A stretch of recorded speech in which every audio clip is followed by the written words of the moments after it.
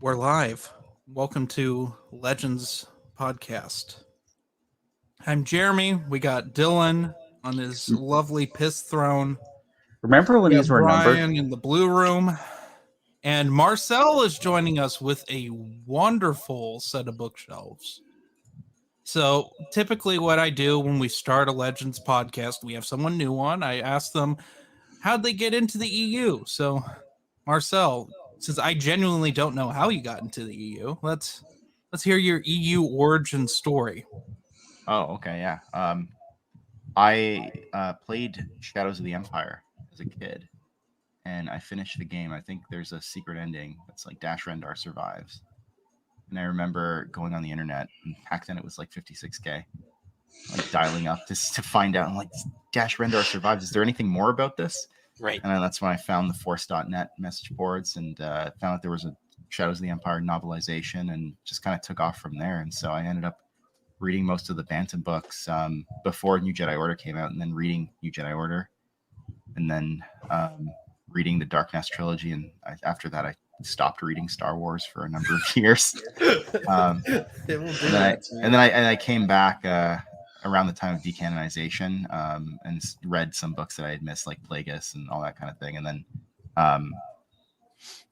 was kind of, I don't know, disenchanted with the new stuff, and then came back again in 2020 and started rereading, like just from like Heir to the Empire. And ever since, I've been doing like rereads here and there, and filling in a lot of the stuff that I missed the first time, like prequel era stuff. And here I am. All right. It's always interesting hearing these stories because everybody seems to be just a little different. Mm-hmm. Yeah. I feel like I relate to you because my parents were into Star Wars at that time and they read the books to me. So I get a lot of the Bantam stuff. Oh, not all of it. They never owned Crystal Star, for instance. Yeah. And out of all the Callista books, they owned Planet of Twilight. What a one to own of all of them.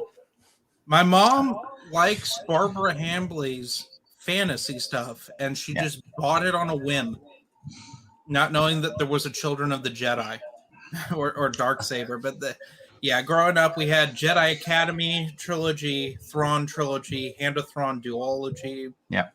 Han Solo, AC Crispin Han Solo, Brian Daley Han Solo, the original trilogy novels, well, all the movie novels except for the TCW movie. But they really gave up on Del Rey. I think we own Vector Prime. Okay. My mom never finished that book. We had Shadowhunter, Cloak of Deception, Labyrinth of Evil, and Shadows of Mindor. My mom bought that on a whim and never read it. It has an eye-catching cover. And it's a Luke book. And she's like, oh, they still do original trilogy books? Not paying attention to the fact that the whole post-Jedi thing is like all Luke stuff. So. Yeah. You mentioned... I was going to say the Crystal Star is interesting just because I read all those Bantam books except for the Crystal Star, because on the Force.net back in the day, everybody said that was the very worst Star Wars book of all time. It's not. I read it, I think, for the first time in 2022, if you can believe it, and I absolutely loved it. I thought it was, it's not like I'm not going to say it's a good book, but I just enjoyed reading it. Yeah. See, I almost think that's why that's what the resurgence is all about. It's just like decades of information about this book, like it just putting people's expectations so low that when it's not absolute trash, they go like, wow, I actually enjoyed that. That was kind of fun. Was so bad. What was everybody talking about? It has more of a point than the Bounty Hunter Wars. Yeah, well, Alex would agree with you there. I would too. It's all good. Alex was going to be on here, but he had a bunch of things come up, so... We mentioned thank you for joining us, Alex. We mentioned, just kind of getting into our topic. You mentioned Shadows of Mindor. Stover actually had an interesting story about that cover. Of apparently, he was in the process of writing Shadows of Mindor, and then someone at Del Rey came up to him with the cover idea because it was like art. The artist had it was like an art piece that they had made for like a convention, and someone from Del Rey approached him and said, "Hey, can you use this cover for his book?" And he was like, Yes, and then he immediately went back and rewrote Shadows of Endor to justify using that cover. Yeah, I That's not remember the that first story. time that's happened. That happened with Izzard's Revenge, if I'm not mistaken, because they found out that there was a snow battle on the cover. I can't remember. Is that Stackpole that wrote that one, or is it Yeah. Alston? Stackpole. The Stackpole one right in between the Alston books. Stackpole was that. So our main topic today is we're talking about Legends Con. I wasn't there. I had a lovely engagement party with my family. That's a legitimate excuse. Yeah. I think I can allow that one. What do you guys think? Yeah. Brian implies that there's non-legitimate excuses. Well, yeah, what's work, Let's work. What's What I was school? getting at. Nah, those don't count. I I was was working a while I little was at bummed, though, Legends when Con. they Come on. started announcing authors, and I'm like, well, shit. Yeah. But at the same time, I would have had to drive. I had so many things I wanted signed, I couldn't fly with them. Would have had to drive down and take a wheelbarrow in. So I had to drag an entire suitcase just full of books and graphic novels and comics across a continent, across like 5 airports, because Mhm. I traveled for 2 weeks before. That was the reason why I ended up going to Legends Con, because we had a wedding on the West Coast, so and it kind of matched up really nicely with the con. So I figured I could make both work. But the catch to that was that I would have to travel with all these books for 2 weeks before actually reaching the con itself. And I'm Right. happy to say that like 99% of them reach the con in really good condition still. Like I was going to nothing say, was keeping them damaged. safe that long is Yeah. the real challenge there too. Yeah. So That's impressive. And Very out of those 99%, how many would you say actually got the signatures you were seeking? everything except for Henry Gilroy, because Really? he hurt his arm and he wasn't able to sign, as we learned at the con itself. Oh, that's right. I saw him. He had his arm in the sling, didn't he? That's right. Apparently he was like working, he was like giving like people like backroom deals, being like, yeah, I'll sign that for you, just like don't tell anybody else. I never heard that. So, that's what I heard. Yeah. So who- Well, We gotta explain who all author wise showed up. The big names of like the names that I think most people will recognize were Stackpole, Michael Stackpole, Matthew Stover, Jason Fry, Barbara Hambly, Randy Stradley, Sean Stewart's, Corinna Becco, Abel G. Pena was there. Yeah. Uh, Joe Bongiorno. Jonah Bongiorno was there. Henry Gilroy, as you mentioned. Daniel Keys Moran, he was there on Saturday. I think he left on Sunday. Yeah, he was never actually formally announced. He was just in their program. Like he never had his own, as far as I saw, he never had his own like, this person's coming to Legends Con. I'm missing I I'm think you're missing a right. bunch of them. There's Craig well. There Miller were. as well. Craig Miller. Yeah, Okay. he wrote Star Wars Memories. Michael Kogi, Yep. who did a lot of the West End Games work and currently writes for Star Wars as well, I think. What is he write currently? I think he writes short stories in the Huh. new canon. I haven't read them, but I'm Do pretty they sure. even allowed? Well, yeah, I guess there's another certain point of view came out, Yeah, exactly. which Yeah. made me want to have an anal evacuation just thinking about that. I don't give a shit if they're for charity. They don't try. You gotta at least try to make a good product. Just the laziest dog shit. I'm sorry. I'm getting off my soapbox about the. how does he that's actually fine. feel? I only suffered through the entirety of one of them. But maybe as from a certain point of view, Return of the Jedi is good. Maybe Empire Strikes Back was horrible. I didn't finish it. I only Yeah, read a handful of stories that the Geeks Addict reviewed. He didn't even finish it. And that's saying something. Yeah. He's pretty But good at that finishing first those one- books, typically. When Chuck Wendig's one of the better authors, you know something's gone wrong. Chuck wasn't there, unfortunately. No. No. That would have been a coup if he was. Matt Martin was supposed to be there, and apparently he was there taking photos, but people were looking for him. No one who was there reports having seen him. So I highly doubt he was actually there, but supposedly he was there taking photos. Yes, rumor has it he was there, but there was no confirmation from anybody. And who was that guy in the trench coat with the fedora and the glasses? There's nobody like that. That was Matt Wilkins in his Chuck Yeah. Linden disguise. Fake beard. Giant glasses. Yep, that definitely would have been Matt. No, I think they had quite the guest list. It was pretty exciting to see so many of those people in person. Interestingly, and I'm sure we'll get into it in detail later, but there were some good opportunities to have some good conversations with these authors too. Yeah. I think the fact that it was a smaller convention this time around, it was only, I think, like 300 to 400 people in that next. Yeah.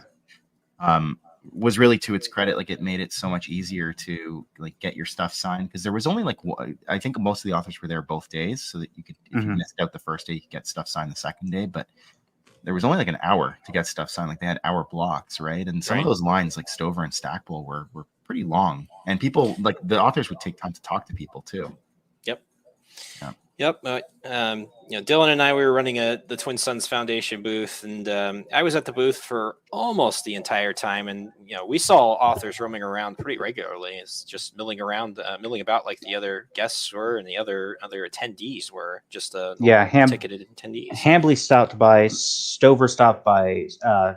So Stackpole stopped by, and Sean Stewart stopped by at some point. Yeah, I saw you guys talking to Stackpole for like a good 20-30 minutes. Yeah, I think it was at least a 20-minute conversation. We actually cut it short when we realized, oh, hey, he's got a thing coming up he's got to get to.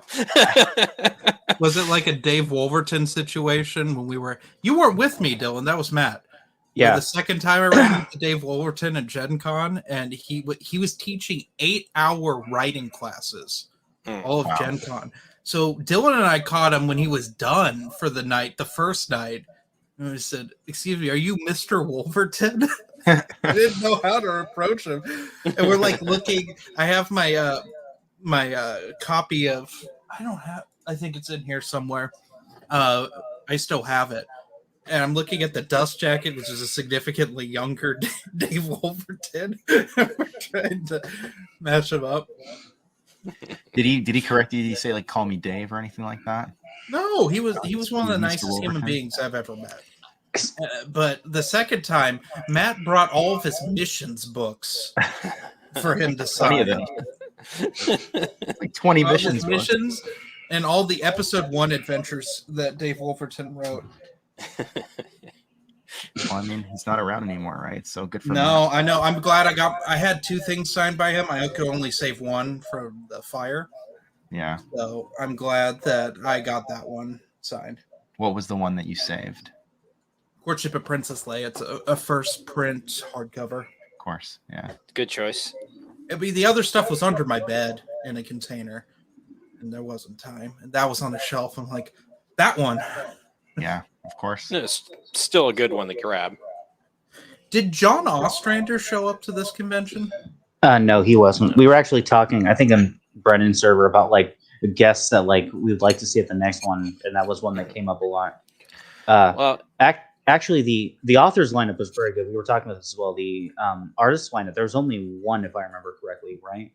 I'm gonna butcher her last name. Shay I think that's- Standeffer. Shay Standeffer. Yeah. I think that's right, yeah. And she moderated the New Jedi Order panel, as I recall. Mhm. Was that who? Okay. Yeah, that was Interesting. The one. She And, seemed to be very good friends with Randy Stradley. Like, they sat beside each other. And obviously knew each other from before. That's not surprising. Randy Stradley was like the head of Yeah, the Dark whole Horse. Dark Horse thing. Yeah. It's Oh, a oh, miracle anyone likes him. Oh, I'm sorry. Did Sure. I just drop some shade about that? Shade. So, Jeremy, I'm pretty we sure actually that was got a full-on eclipse. we actually got some conflicting. We got some conflicting takes on Wood Wars. Oh. We did. We were hoping He wasn't there, was he? No, Brian No. Wood was not there. But the kiss was of it you death or for Brennan? any movie property. So who asked Stradley the Wood Wars question? Oh, okay. So it was me and Brent. So Brennan and I, like months ago, got into an argument over whether or not it was canon to the expanded universe, and I was of the opinion that it wasn't, and he was the opinion that it was, at least intended to be. And then we went to Stradley. We walked up to Stradley, and Stradley said, "Yeah, it was supposed to be canon to the expanded universe, but like Mr. Stradley, like you wrote, and like I think Brian Wood even said like it was written as the only episode 4 had happened." And he's like, "Well, that doesn't mean that anything." Like, all the other stuff didn't happen after.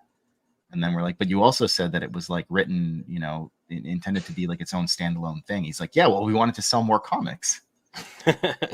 So and then we went to another guy we mentioned who we didn't mention was Mike Hansen was there, and he is in charge of putting together the Epic collections now. Like super nice guy. Yes. And we asked him about Wood Wars, and he gave more of a conflicting answer. He said, he says it was his understanding that they were not supposed to be part of, but they fit, and therefore they can be. So he's like, so you're both right, guys. They don't fit. That's the problem. They don't fit at all. Yeah. It's just he remade a bunch of stories he liked. Yeah, He and I remade was Raid Squadron. He remade Courtship of Princess Leia, and he made them all shittier. I was thinking in my mind at the time, I was like, should I bring that up with Randy Stradley? I was like, does Randy Stradley really want to hear this like random guy argue about continuity? Like 15, like 10 years after after that series came out. Don't be like don't be like Alex, who tried to argue with Matthew Stover about why Denning versus made sense. Yeah. Well, first of all, I'm gonna throw some things that I'm very thankful didn't happen. Number one, I'm very thankful Noah was not there, because I can only imagine the chaos that would have ensued. Well, I don't think aside from Stradley, there's anyone that was there that Noah doesn't like. Barbara Hambly. I think she would have won him over. I think that Barbara Hambly is a very nice human being from all that I've read and stuff, and she's pretty cool with the fans, so I have no issues. Would rather read Crystal Star over Planet of Twilight, but yeah, I'd rather read Planet of Twilight over anything K.W. Jeter's ever written. Yeah. He wrote like Blade Runner sequels too. Yeah, they're bad. Yeah, they're really, really bad. They made Blade Runner 2049 look like the greatest film ever. Yeah, since Con Bavaria, who would go? All of the authors are in the U.S. You might get Karen Traviss actually. So, yeah, that's another one I'm very thankful for. Is we didn't have a Karen Traviss situation. Well, because she'll never show up to anything Star Wars ever again. Stover apparently, I mean, I don't want to speak out of turn, but it sounds like he didn't have like the best parting of ways with Lucasfilm and with the publisher, with Del Rey.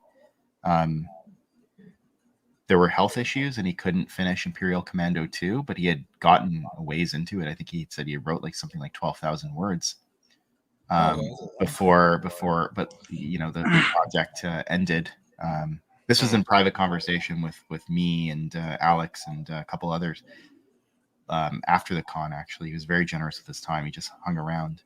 Yeah. What was that? That was after the closing ceremonies. We were all in there for about an hour, just milling with everybody. Yeah, exactly. And I guess he said that he said like there's no love lost, but he's there at Legends Con, and he was very, very happy to be there. So. I not necessarily that I want to see Karen Traviss, but maybe that's not like, that won't prevent her from coming to a future Legends Con. Well, just I say what I say because she has made it abundantly clear that she wants nothing to do with Star Wars ever again. That's fair. She wrote her blog post of what she wanted out of the Commando books. Yeah. And then washed her hands of it. And you know what? As much as I don't like Karen Traviss, and I think that she's very egotistical and rude to fans, she was done dirty. It was clear that Davey Boy was going to get priority over literally everyone, which he still does. Yeah. That was a sign of things to come.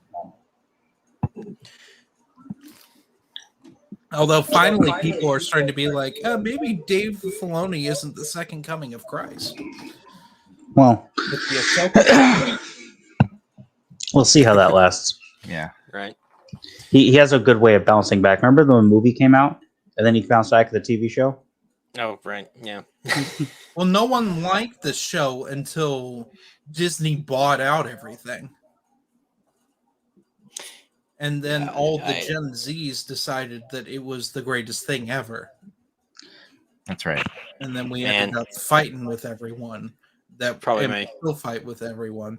I swear, Legends podcast. I'm going out on a tangent because I want to talk about this because this drives me up a wall.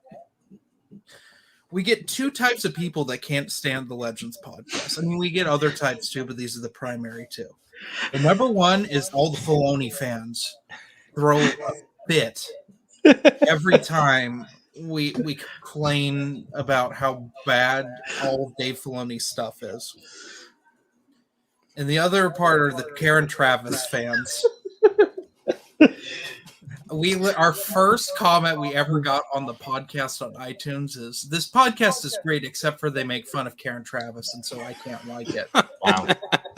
I don't, and it's so funny because I feel like I have one of the most nuanced opinions of Travis. Like I like some of her writing, but not all of it. But I like 2 books.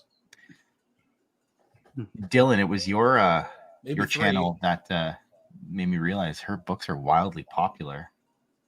yeah, well, I think we've known that for just being in the for a while. But yeah, because there are she has a very loyal and dedicated fan base. Yeah.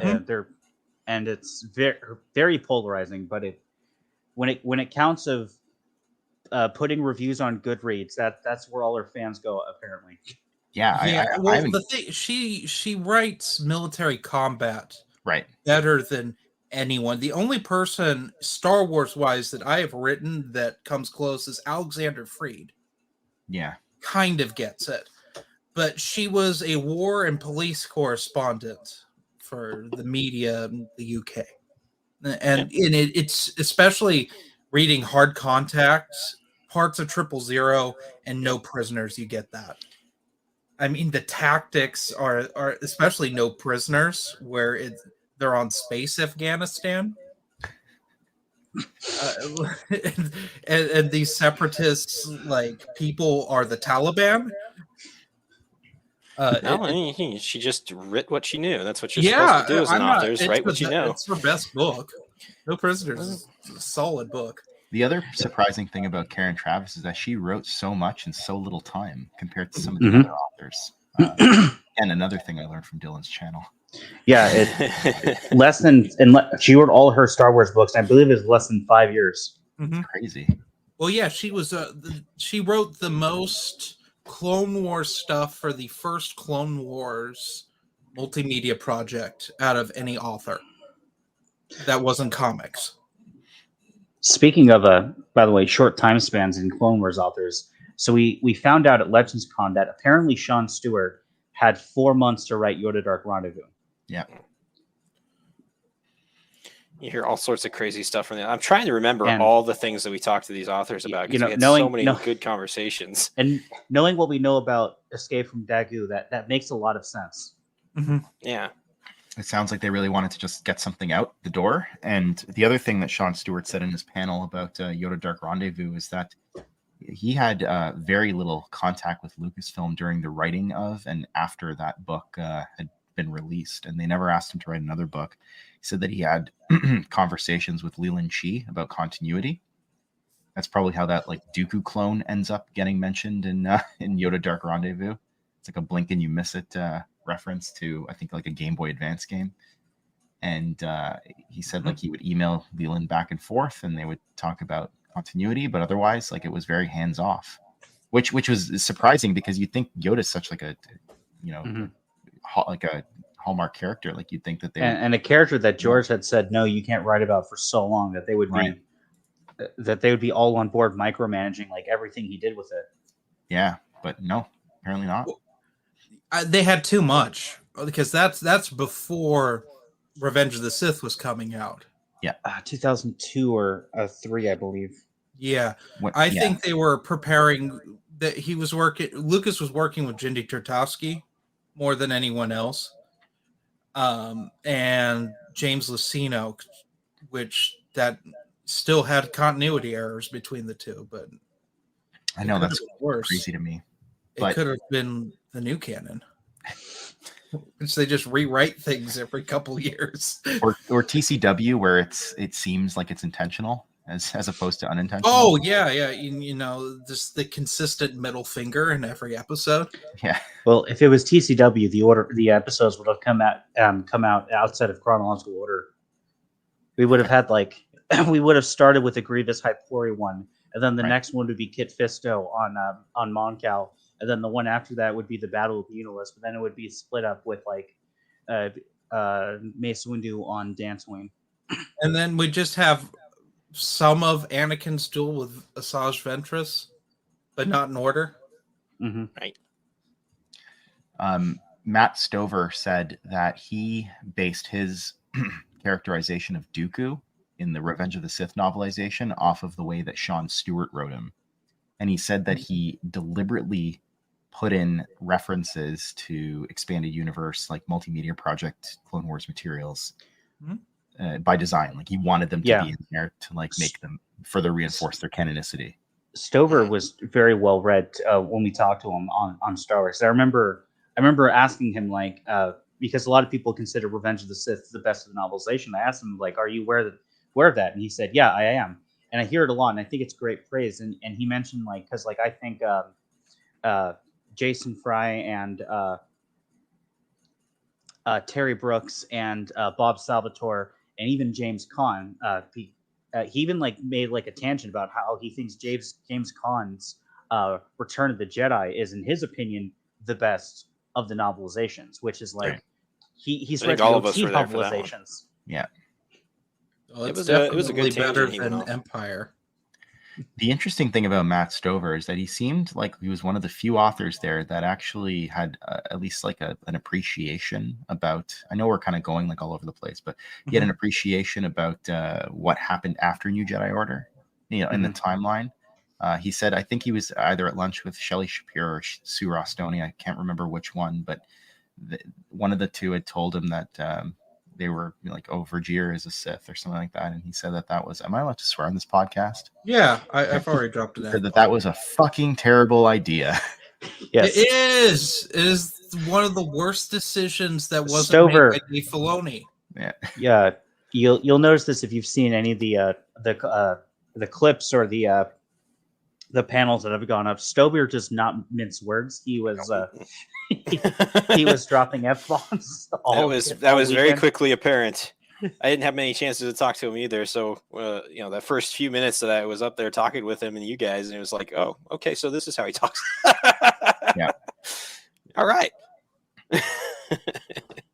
No, that was good. That was all after that closing ceremony, though. Like, it was like a few of the authors just hung around, and you know, whoever wanted to was free to hang around and talk with the authors. Not many people stuck around, surprisingly. I know, that was surprising to me too. I think they were all waiting to go to dinner together, and and we were just kind of milling about and ended up eating in the same restaurant that they did. But Right. Just luckily, by chance, but not anywhere near them, so it wasn't like awkward. We were like staring over the next table at them. Yeah. Right. Well, we wanted to have our conversation about what we thought immediately afterwards, and we're like, we can't do that right next to the convention organizers and the guests. Right. That's funny. So speaking of funny stories with Hambly, we were at like so I went to Joe's panel about supernatural encounters, and right after there was a panel.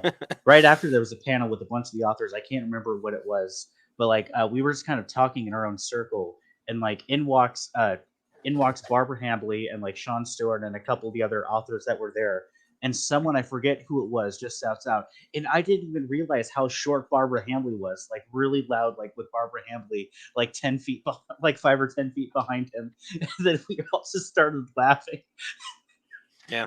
Can we talk about how Barbara Hambly came fully decked out in, like her robes and her staff? Yep. Mm-hmm. Oh, She was completely dressed up as a Jedi Master. It was awesome. That is awesome. Yeah.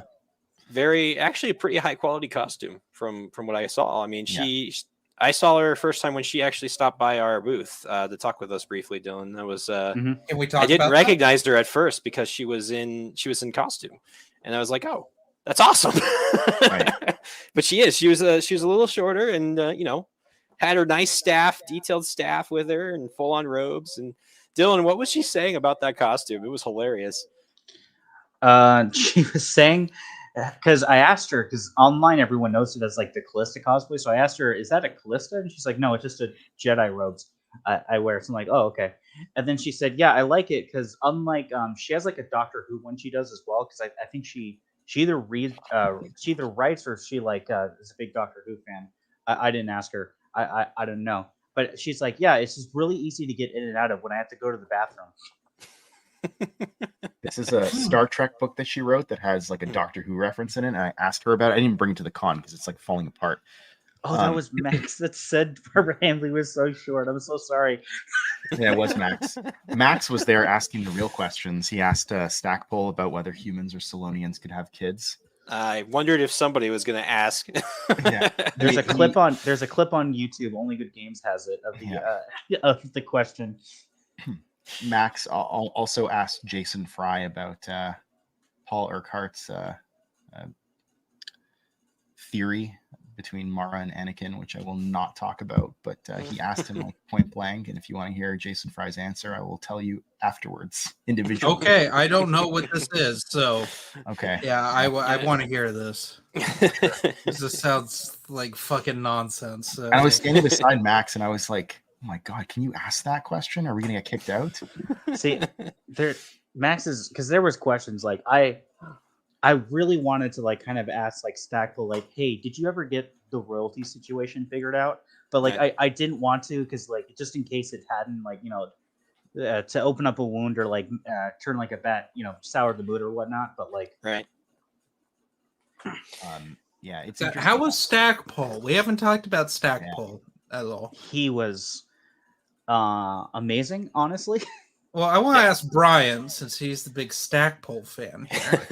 Well, it's not the first time I met with him, but it is the Oh, first really? I time didn't know. we've had an extended conversation with him. So Stackpole lives in Arizona, and he's frequently at the convention every summer.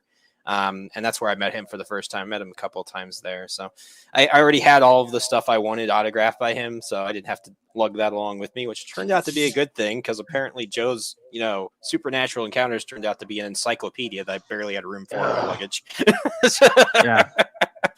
But no, Stackpole was great. He answered all his questions seriously. He expanded on all the answers quite a bit too. I'm trying to remember all the questions we asked him, Dylan, because it was a good 20-minute, 25-minute, maybe even half-hour conversation we had with him on the second day when he was just roaming the floor. And The ones I good remember, guy. which I think I've said on other streams, but I asked him.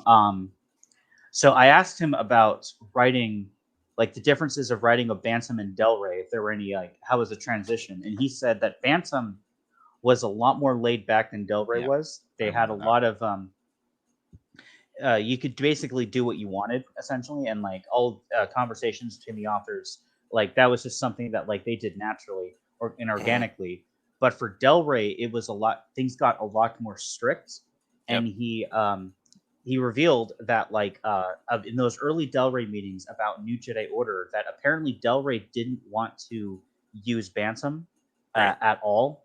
It was almost like they were wanting to reset the canonicity at that point. Del Rey was, and that that's was what the it thing sounded that, like he was saying. That was the thing that, according to him, he and the other authors, mainly Lucina, which also, interesting note, all of the authors that talked about Lucino called him Jim Lucino, not James Lucino. I thought that That's was right. interesting. Yeah. He wasn't there, was he? No, he wasn't. Okay, But, I can feel a little better.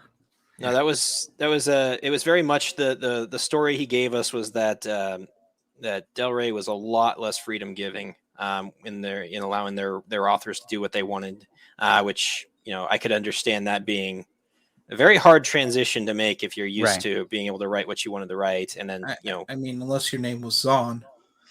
Zahn's books just feel like. He even told us that like he basically threatened, like, if it's gonna be like this, then like I'll give you back my advance and like you can find someone else to write these books. Well, wasn't he also saying something about in the conversations where he was at the table with Del Rey and all the other authors and whatever, a lot of the times they would have to ask him questions. Was it Lucasfilm was asking him questions? Somebody was asking him questions, and it actually got him into hot water because they kept referring to him or asking him questions that should have been directed at Del Rey, Yeah. as though he were the authority and not them, and that's got him in some hot water too. So it was a very interesting question to have answered because he definitely went in detail on those. And he clarified that like it wasn't Lucas. It was specifically Del Rey people. It wasn't Lucasfilm. It wasn't like the Bantam people. Oh, and also I didn't know this actually. The EU historian didn't know this. So Del Rey. So Bantam was actually its own independent company from Penguin Random House prior to the Del Rey buyout. Bantam got absorbed into Random House later. Like that happened after the right switch, which I didn't even know. I thought they were always the same company. No. Or It was like Bantam Spectra or something before. yeah, Bantam. Yeah, Spectra. I collect a lot of novelizations, and Bantam did several, and they don't say Bantam Random House on them. So my question for Mike Stackpole during his panel, and I kind of knew what he was going to say before he said it, but I wanted to hear him say it just for myself so I could move on, like properly grieve and move on. For Izard's Revenge, I was like, that happens like between the Thrawn trilogy and before between the Thrawn trilogy and Dark Empire. Did you give any thought to trying to maybe foreshadow or link it up with Dark Empire? And he's like, I was like, maybe he's not going to remember, but he remembered. He's like, no. And he's like, for two reasons. Number one, all the characters that I talk about in Izard's Revenge don't appear in Dark Empire. So why would I waste that time? Number two, I don't care for Dark Empire. he was very blunt about that, from what I understand. Wedge is in Dark Empire, though. Yeah, fair enough. Wedges, but I think he was talking more about like all the other rogues and stuff like that. So you want That makes sense. Yeah, because I don't think Rogue Squadron's mentioned even in the audio dramas. Oh. He which did talk slightly from the comics. So he did also talk about how when writing for the X-Wing comics, Dark Horse for the longest time was like, right. You've got to put Corrin into the X-Wing comics. You got to put Corrin into the X-Wing comics. You keep having to tell them. It happens like 2 years before the X-Wing books. None of the rogues know Corrin. He doesn't know Wedge. He doesn't know any of them. It doesn't make sense. And like finally he had to like have a couple of the rogues who like weren't in the original 4 X-Wing books like go to Corellia to meet Corrin, so like he could fill the quota without like breaking the continuity. Yeah, Jansen and Corrin's Hobby, not I think there. it was. Yeah, no, he talked about And that just to do that. Not break apparently that like so he like also I forget the character's name, but the third that was with them like Jansen or Hobby or something said like or maybe he said like maybe one day I'll join Rogue Squadron, and then she specifically said over my dead body, and he said he wrote that like as a kind of like to get people up in arms and like, oh wait, is she gonna be next? Like definite death flag. Yeah. The other thing he said about Jansen and Hobby was that he had to like get them out of the way because he wanted to kill off as many rogues as possible. He wanted to have as many rogues as possible to kill off through the series. And Jansen and Hobby would take up 2 slots, and he wasn't going to kill them off, so he had to like push them aside. Oh yeah, because that was when they didn't kill off movie characters. Yeah, Unless Except you were for when Kurtz Kevin J. McGee. Anderson did. Killed Kurtz Of course. McGee, yeah. He once again Trailblazer. answered the question, would he write if Legends were to continue? And of course he said yes, so he'd be interested in writing. So yeah, I don't know how many authors got that question asked of them, because I think that's the only one I remember asking with Stackpole that. But did we ask that question of any other authors that were there? well, several people asked Stover if he would write new Legends content for that's right. donations or something along that line.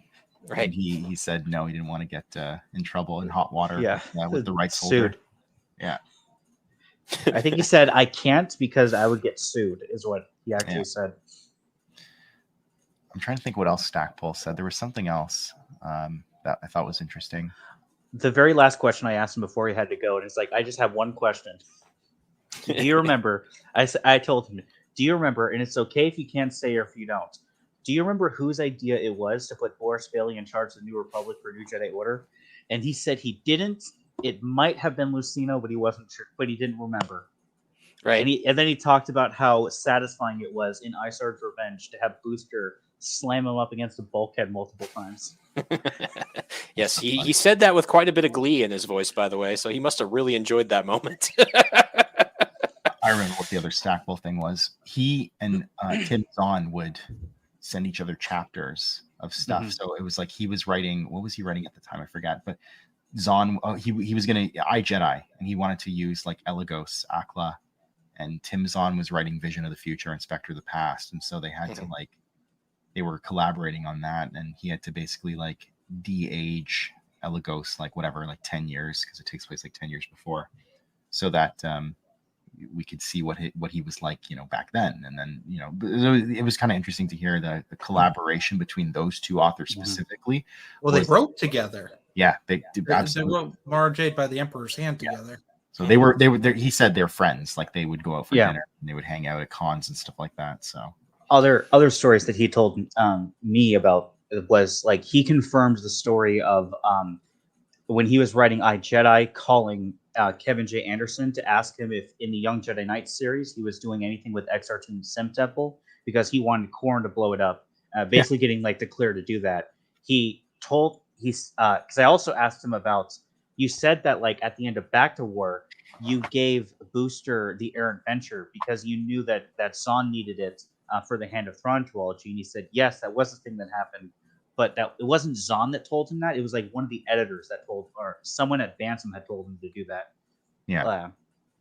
And then when I also asked him how was like handing off the X-Wing series to Alston, he said it was so easy because I knew Alston already. We had like one conversation that was basically, here's where the story is, here's where it could like go, and like he just went off and like nailed it. Is essentially like what he said. Mm-hmm. You had a lot of good things to say about Austin. They were really good friends. Mm-hmm. Yeah. He was the one who brought Alston in. There was a story where, you know, he said like you don't, because they invited Alston for lunch. Did you just talk about this, Dylan? Did I just like totally miss this? No, this was on Matt Wilkins has talked about this on here before. Yeah, but they go invited ahead. Alston for lunch, and he's like, nah, I'm whatever, I'm busy. And then Stackpole was rooming with him at the time because they were at a convention together, and he's like, you don't turn down a lunch with the publisher ever. Yeah, it's so that's funny. A funny one. No, we had good conversations though, but Stackpole was great. He usually is, very easy person to talk to. If you got questions for him, he'll more than likely have the answers for you. I think, kind of going back, we've already talked about some stories, but I think my biggest surprise was Sean Stewart, because there was a lot of things that. So apparently he had never been to a convention before, or a Star Wars convention specifically, and he was not aware of how popular his book was, because he seemed to have thought that like because he only got to write one book and because they never called him again that it wasn't popular and like they didn't want him. But he was very surprised that like I said this on other channels and streams about this, but like on Saturday they had Sean Stewart signing like at the same time as Michael Stackpole, so everyone obviously had books for Stackpole to sign, right? Because he has like, they were getting like their 8 or 9 things that Stackpole had written signed, but every single person in line had Yoda Dark Rendezvous with them for Sean to sign. Yep. And how like he just wasn't expecting that. And also someone he's had this story at the panel. I've seen the panel now. I saw the video where he talked about how like the character of Scout in Yoda Dark Rendezvous, how he had like based it off of his daughter sort of, and like he had called Lucasfilm to tell them like, don't kill Scout off please, and they said yeah, okay. And then someone apparently told him that like, did you know that Karen Travis had Scout show up at the end of Republic Commando, like after Order 66 happened, which he didn't. And apparently she had sat in at one of his like writing seminars where he talked about that, and that's where she got the idea to bring Scout into Republic Commando. That's so funny that he was her teacher, essentially. Yeah. He was like beyond nice. I mean, the two things that surprised me, because I've been to my fair share of cons, but the two things that surprised me about this con was that every single person was super nice. Every single author. Yep. I cannot fault one. And I would tell you behind the scenes even, but like not a single one. I didn't get the feeling that any single one of them didn't want to be there. Like they all wanted to be there, and they were all happy to be there, from what I could tell anyway. Absolutely. And then the second thing is that they all remember their work. Yeah. Sean Stewart said he reread Yoda Dark Rendezvous like right before the con. Yeah, just on the to plane. remind himself. And then he was like, I don't know who's gonna win this fight. Where like in the beginning, Scout is in some kind of martial arts tournament with the other Padawans, and Mhm. he's like, I think it's gonna be the main character, but I don't remember. It's great. No, it was good. It was good. So, I'm sure we have other author stories too, but before I forget it, one of the more interesting things we were doing at the Twin Suns booth was we were asking everybody, where they would suggest people start with Legends, as what the best starting point is reading wise. And we got a lot of typical answers, but one of the responses we got was not one I ever expected to see at this convention. Legends Con, you would expect a bunch of Legends fans to show up. But what we actually found is that, of course, there were those, but there was a not insignificant portion of the attendees who had never gotten into Legends until just recently and had not read yet any of the stories. And we were, at least I was very surprised by how many there were. It was crazy. We did have someone recommend the Ahsoka novel. We had, the boring correct answer, as we put it. I think one, of course, Heir to the Empire. I actually, this will be great for the audio listeners, but I'll read them off anyway. But I'll show for the people on screen. While you're pulling that up, I was going to say the Ahsoka novel is it has something in common with the Legends books now, is that it's pretty much non-canon anymore.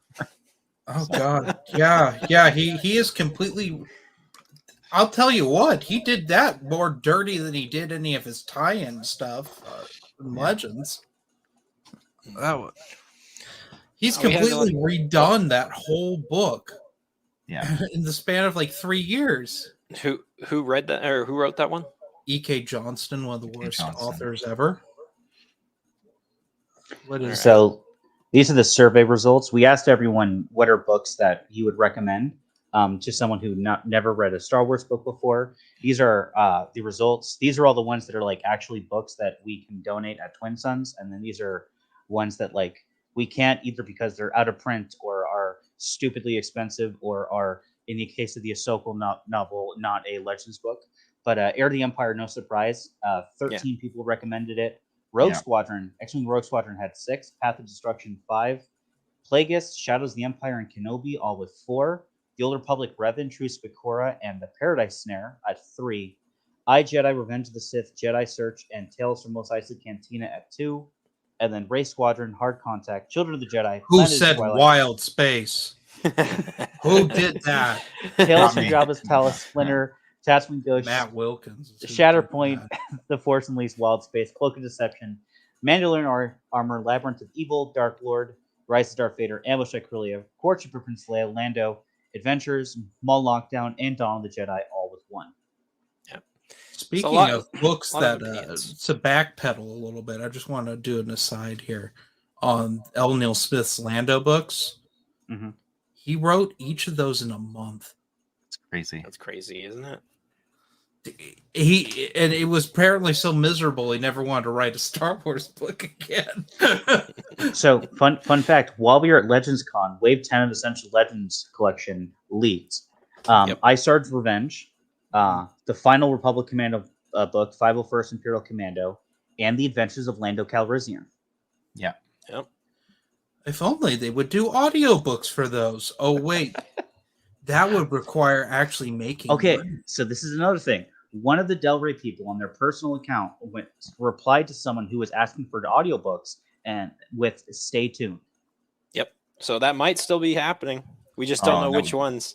Like, I would love to see a Yoda Dark Rendezvous audiobook, because that was the wave where they stopped doing it. I was like, no, that's the wave. I know, because we were also going to get a Hard Contact one, too. Yeah. Mhm. We've gotten a twofer. Yep. Because, I mean, aside from Sam, what's his face, who was Star Killer doing the Shadowhunter audiobook, the others were fantastic. I just hate his Darth Maul voice. Oh, he hammed it up. for The that white audiobook. hot intensity of 1,000 suns. I didn't realize that he was going to read the entire book in Maul's voice. I thought he was going to do like his and then just like read Maul's lines in Maul's voice, but he reads the entire book in Maul's voice. Yeah, until he talks about, and then he does the Emperor's voice. Right. Yeah. which I don't like his Emperor. His Emperor's okay. He's gotten better with that. They should just have Mike Stolkasa from Red Letter Media voice the Emperor. If they're not going to have Ian McDermott do it, just get the guy from Red Letter Media. He does a great Palpatine voice. Just have like one of like the 3 actually talented ones do the audiobooks that they have. Yeah, there's Jonathan Davis. There's Mark Thompson. And Kelly Marie Tran. Oh, I'm sorry. Did she? Does she do audiobooks? Yeah, she did one, and she took 5 Xanax before doing it. It was for a Rose Tico tie-in YA book, and it is hands down the worst Star Wars audiobook I've ever heard. Yeah, Kelly Marie Tran. It's like she snorted Ambien and Xanax before recording. This isn't Legends Con, but something like I was looking up while I can't remember why, but like the conversation came up of like bad like the conversation came up of the fact that like Joe Schreiber had written the Last Jedi Junior novelization, Yeah. and then I looked him up, and apparently he's written like 3 or 4 other junior novelizations for New Canon now, and I'm just like, why Schreiber of all people? He probably likes it. It's different. You know, Stephen King wrote a YA book, and then he put the F-bomb in, and they said it couldn't be a YA Jeremy, book. It's not. Who had the Jedi Search misprint that they were showing around? It was our friend Zach, Christopher Nelson's #1 fan. He's as he goes by on and Christopher, that's his handle on like Noah's server. On the Discord. Yeah.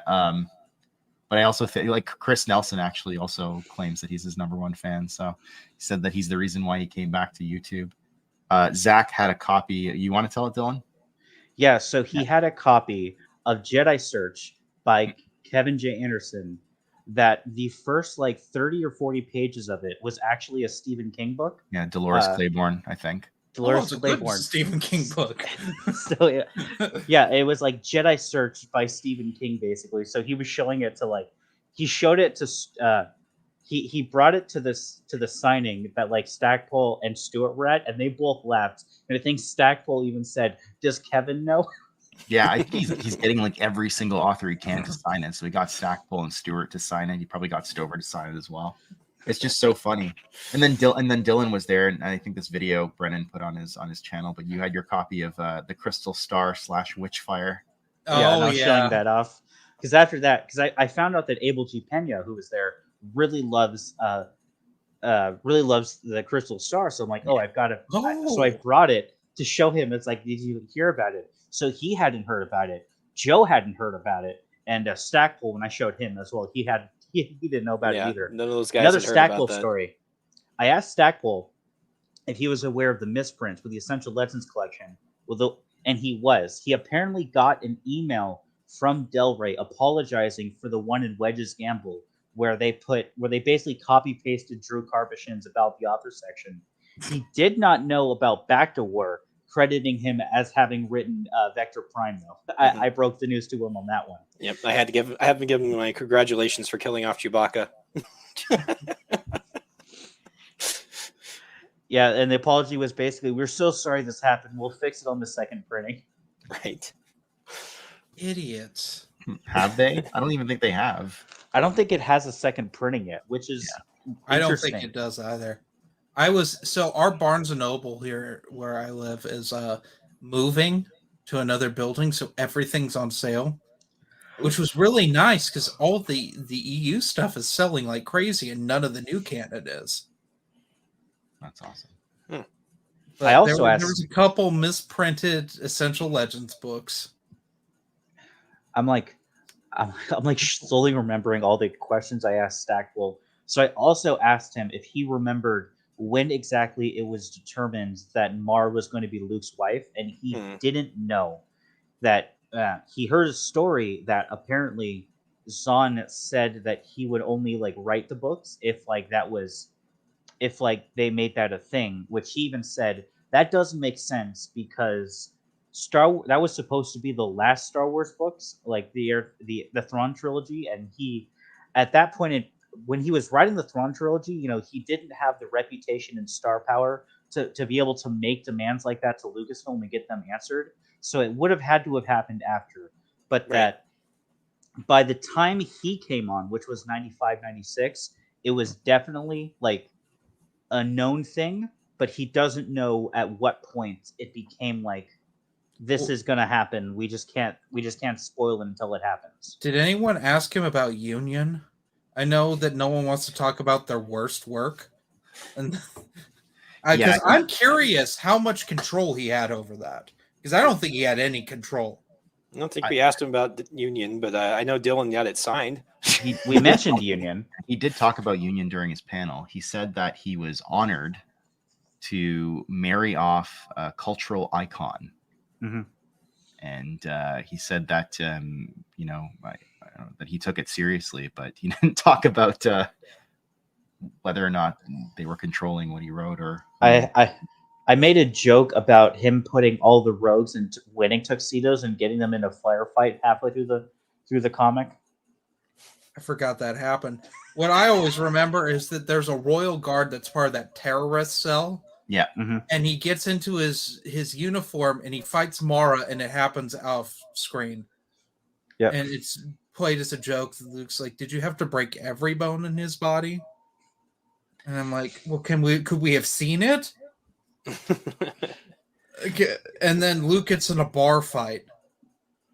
Yeah, so the story behind me getting Union side, because I didn't own Union, but I was kind of perusing all the shops, like the vendors, and the vendor right next to us had issue 1 of Union for $10, and I thought, yeah, why not? I mean, that's up for pre-order right now in the Epic Collection, so they're finally going ahead and printing that. Yeah, that vendor was great. I bought 2 figures. I bought Jaina Solo Black Series and Darth Revan Black Series off of that vendor, like right away. Yep. Oh, dope. Smart decision, because we all knew if anything good was there, it was going to be gone quickly. Yeah, the vendors, unfortunately, I don't think they got their return back. Or no, the guys next to us didn't do so great, unfortunately, overall. But I think the overall on Legends Con was that we thought the author, the guest lists were good. We thought that the panels were good overall. We thought that the show floor itself was a little bit lacking. Yeah, was the general feedback I had heard. Let's get into that, because you two, Dylan and Brian, you primarily ran the Twin Suns booth. How was that? So I think the show floor was, I think, a 2-pronged issue. The first was the panel schedule was really packed, and there was like pretty much always a panel that you had to be, like you would want to be at happening. Mm-hmm. So there wasn't a lot of reason to walk the show floor except to get a signature.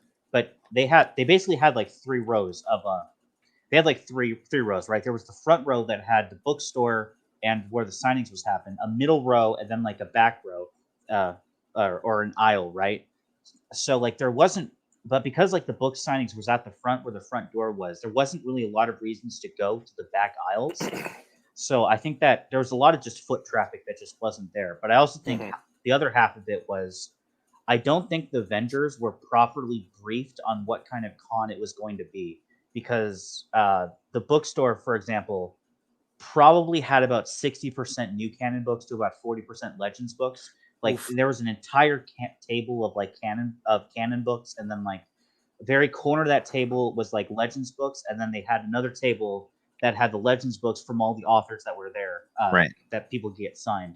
And a lot of other vendors, like the vendor next to us, he had comics. He had like 4 long boxes of comics, but like half of one long box was like Legends stuff, and the rest of it was all like canon stuff. And he had some action figures as well, as he said, but they got picked pretty clean really early, and there was kind of just like this random hodgepodge of stuff left. And I think a lot of the other vendors were like that too, where there was a Lego guy, but he didn't really have all that much to sell. I remember it was more of just a diorama. There was like a t-shirt shop. I don't know what good they did, because they were kind of at the other end of the convention. Am I missing any big ones? I mean, lots of little, pin vendors and whatnot. And, Yeah. 501st was there with a booth of theirs, a few cosplaying booths. I think that was more or less, typical convention type booths, but not really much focused, I guess, Legends focused. Or I think Dylan's right. They weren't exactly briefed on exactly what was the intention behind this convention, which is a little bit of a shame because I think they might have done better if they would have brought more Legends focused stuff. Yeah. And you guys, you guys did pretty well, though. I think. Oh yeah, right. And I was going to get to that after I just said I think Dylan's right on the layout of the convention, where you had almost everything that you were going to go to the show floor for was right at the entrance. So there really wasn't a lot of point to go through the rest of it if you ever had the time to go through the rest of it. But Twin Suns, even despite that, we were in the back row, what we thought was going to be the front row because of how things were presented originally. That was our because there's like a bunch of doors like on that one side, so we thought that people were going to be entering through those doors, but actually, like, as well, just how the convention was like split off, like all of the panel rooms were to one side of the exhibit floor, so like you didn't even get foot traffic of like, whereas like other cons, right, there's like convention sites on either side of the exhibit hall, so you'll still get natural foot traffic of people going from one panel to the other because they have to cross the show floor, but we didn't even get that because they were all basically in the same spot. Now, on the other hand, the show floor, there wasn't a lot there, so it didn't really take long for people to go around and see everything. So I still think we got a lot of foot traffic. I do have concerns if they try to do something similar again in the future, and they don't rearrange things a little better. There might be some problems there, but Twin Suns, we did pretty well at our booth. We had basically three main things going on. We already mentioned the survey. But as we always do whenever we show up to a convention, is we like to collect books to donate somewhere locally as kind of a thank you to the community for hosting the convention. We did pretty well with that. I think we had 63 books in total by the time the convention was over, which is more books than we actually collected at our first celebration appearance in half the time. So it was a pretty successful thing. Those went to Boys and Girls Club of Burbank and the Greater East Valley. It Dylan, ended up had the joy of doing that. It ended up being 66 because someone gave us Bounty Hunter Wars books 2 and 3 and not 1, and someone gave us Public Commandos books 2, 4, and 5. Right. So I added books 1 and 3 of Republic Commando and book 1 of Bounty Hunter Wars for my own collection, just so that they would have complete sets of those books. Right. Someone also I gave this away earlier. I'll keep you anonymous this time, but Jeremy, someone donated all of KOTOR Sans Vector in trade paperbacks. I saw the post on that. Crazy. It's one of those moments when you're a Twin Suns volunteer and you see something being donated and you're like, that's gonna take all the willpower I have to donate this one. Someone donated The Rising Force. We had 2 different people donate Young Jedi Knights, Shadow Academy. We got Shadow Academy on its own, and we got the first 3. We got a 3-in-1 that had books 1, 2, and 3. Mm-hmm. It was awesome, and we had to count that as 1, even though it was technically 3. Yes. But I know Dylan had to make sure to tell the people that we were donating to, please keep these together. Please keep these together. Please keep these together. Did you rubber band them together? No. I would have done that. I didn't have rubber bands. And also rubber bands, especially with paperbacks. Fair enough. Yeah. But it was, so, I mean, and of course, the last thing we had going on is our current ongoing fundraiser. We were letting people know about that. So, I can go into that later towards the end of the stream here. But, all 3 of those things, they did pretty well overall.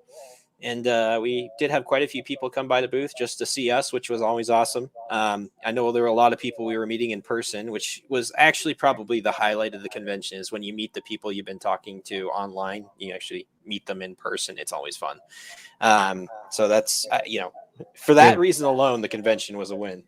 It was super weird because usually this has happened the last celebration too, but not as much as here. Usually when I meet people who recognize me, it's like I also recognize them back. It was really weird being at a convention where people know you but you don't know them. If that makes it, like Yeah. Yes. No, I was right there with you, Dylan. A lot of it's kind of embarrassing, frankly. It's like you hear all these people just enjoying everything that you're doing, for Twin Suns or otherwise as your videos. They know you a lot from your videos, actually. It was somewhat embarrassing. I squandered my one opportunity to do the commando thing with Arnold Schwarzenegger, where he's like, "Dylan, you son of a bitch," and then just like clasp his arm. Okay, now I gotta ask, how was meeting Dylan in person? He's I'll amazing. tell you my story of meeting Dylan in person. oh god. No, he's Let me- amazing. Let me just recline a little bit here. And, Yeah. Okay, go for it, Jeremy. So Dylan and I ran into each other at the Dallas airport Mm-hmm. because his flight was. I had a massive layover going to see Matt Wilkins. I think I had been there for 2 hours before Mhm. you landed, and when you got there, he was in the middle of listening to Fate of the Jedi Outcast, Oh, and he God. didn't want to talk to me. I was when you're in the middle of a chapter in an audiobook, it's like, hold on, it's like 5 minutes till you get to the end of the chapter. And so he just sat there, just staring off next to me. And I like took some, like, I think I still have them somewhere in my Snapchat videos saved. And then after that, Me we making went to fun the of Dylan and he wasn't paying attention. and then we had lunch at the airport Applebee's. I remember that. No, it was a TGI Fridays. But it Oh, was, that's right, a TJ. Yep. you know, it was horrible. It was horrible food. Well, it's airport food and it's a TGI Fridays. That's like a double whammy Oh. of. Yeah, that was Were you bad. expecting better? I never eaten a TGI Fridays. I didn't know what to I still haven't eaten that one ever since. Yeah. I think the three of us barely ate those 2 days. Oh, Mhm. I had one meal a day the whole time I was Oh, there. I still have I bought 2 of these things of peanuts. I've made it almost completely through this one, but this was our like convention snack. I bought 2 My of these. God. And I'm like, oh yeah, we'll have these Cool, to that's snack on at the restraint. booth. You've come a long way from eating all of the cheese balls. Cheese barrel. I've heard Well, that. that's just something. That's just something I've learned ever since we did our first celebration appearance. Is that you're just not going to have time to eat. You're just No. gonna Yeah. just eat when you can, but You're not- you're not gonna have time to eat. You're not going to even think about eating a lot of the No. time. And you're right. I wasn't hungry most The of the con's time 'cause gonna I was be too over, busy, and you're just be like, oh man, I'm like so hungry right now. right. Why am I I got eating back here? home and I was like, I can't believe how much I'm eating. I need to stop. Yeah. I didn't even have the excuse of being at a booth like you guys did, right? I mean, there was just the way it worked was like panel after panel after signing Right. after panel after signing after panel, and by the end of the day, I felt like it was like a working day, Just Yeah. running from one It's- thing to the next. Yeah, It's a good thing It- there weren't any food vendors because they would have had no business for nobody being I think there. it would have been nice if it was a little more. If there was a little more breathing room. I Yeah. think. Yeah. No, the panels were packed, and Twin Suns had a panel each day too. Our panel was just to kind of inform the community about who we were, just in case they didn't know, and a lot of people didn't know. Our panel on Saturday was attended by a lot of people we knew, but a few people we didn't, and we thought it went well overall. I think that video is floating around somewhere. Yeah, it's on Only Um, Good Games, I believe. Only Has Good it. Games, that's right, has it. And we thought it went well overall. Second panel day, though, it was kind of a great example of how packed the panels were. We were directly assigned the time directly the same as the new Jedi Order panel, which we knew meant we were going to see Which zero had- people. Which had Stackpole, Stover, and Stradley on it. Mhm. There was Yeah. no Oh, way that's- we had any chance. I haven't watched that yet. They hasn't been. I'm filmed. wondering if Stradley threw a tantrum because I know So that- they wouldn't let anyone record it. Yeah, oh, But official recordings from the convention, I think, are supposed to be coming out over the next, I would assume, few months. they did Um, record it, but I'm but curious because Stradley didn't play ball with them. Yeah, he's still a that's little what salty. I think he's that still- was the talk because I remember seeing that and like messaging people. It's like, don't they know New Jedi Order is kind of a sore subject with Stradley? So I know Dylan and I didn't attend that, but Marcel, were you at that panel? I was at that panel, and so Shay Standifer, I think, was the one who moderated the panel, and I almost feel like, well, maybe she was in there because she's friends with Stradley, and she's there to keep the peace. But he came off as, I think he's still a bit sour about it. He started off the panel like basically talking about how the new Jedi Order was originally a dark horse idea, and how he was the one who came up with the let's kill the family dog. Actually, originally they wanted to kill Luke. I think we all knew this, right? Yes. But, but I think like basically they sent it up the chain, and then George said something along the lines of like, "Thou shalt not kill Luke." Yeah, as I recall, he gave them the options of Chewbacca or Lando. Right. And they said, well, why don't we kill the family dog? And so it sort of went from there. But I remember like later on in the panel, Stover was asked something about like the story. He's like, it's not my story. He was like obviously still kind of upset about it a bit. You mean Stradley? Yeah, Stradley, sorry. Not Stover. I was gonna say Stover wrote one of the best books. Stover in that panel talked about, I think, or maybe it was his own panel, but he talked about writing Traitor, and he's like, I'm really gonna fuck with everybody with this book, and I'm gonna love it. And that's he was happy about that because he knew it was gonna mess with people, and he brought up how back in the day people did freak out on the message boards because Rogier says there is no dark side, and people like lost their minds about that. One of the greatest things ever brought up in Star Wars. Yeah. One of these days we'll just have to we'll all be on here and we'll just read every new Jedi Order book, and it'll be a book club.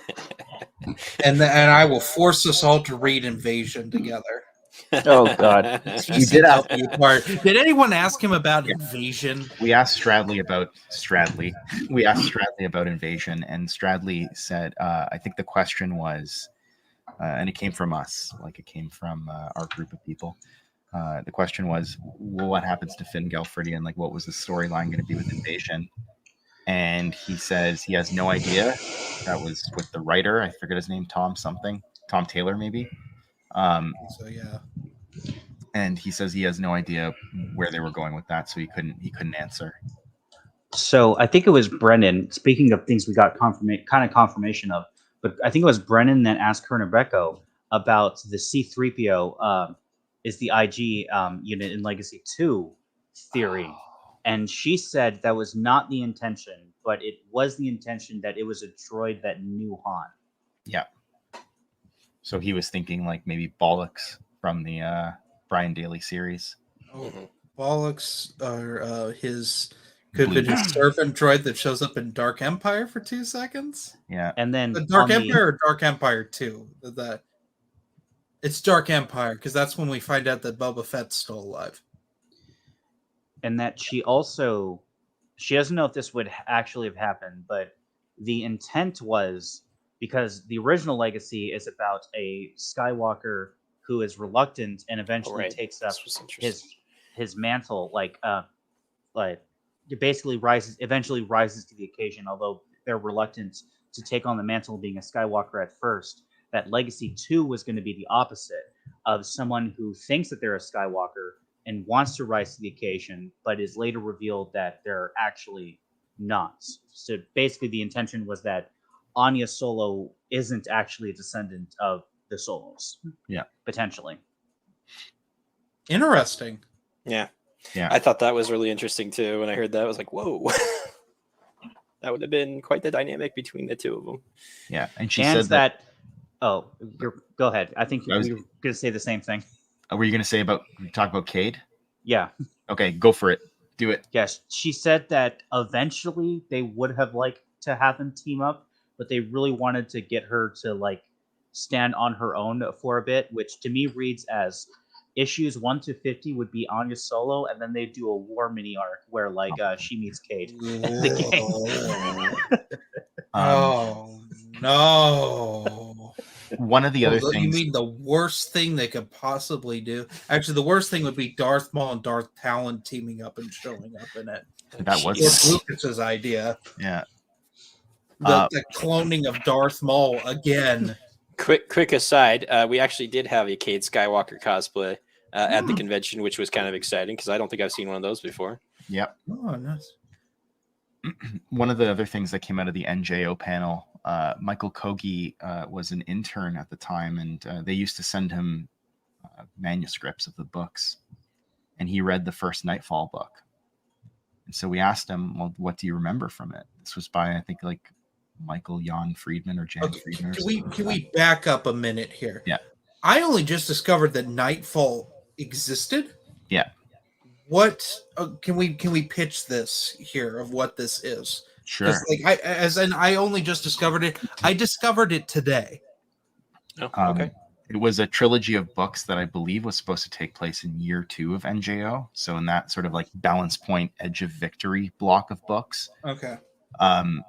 Because that year you'll see is kind of thinner in terms of like the books than the rest of the years, because each year is sort of like 4 paperbacks and a hardcover, and then that year was I think only like 2 paperbacks and a hardcover or something along those lines. Yeah, and then the Emissaries of the Void gamer short series, which takes place also by Greg Keyes. Also, It takes Recovery, place- I think, takes place right after Balance Point. Yeah, that too. Recovery, yeah.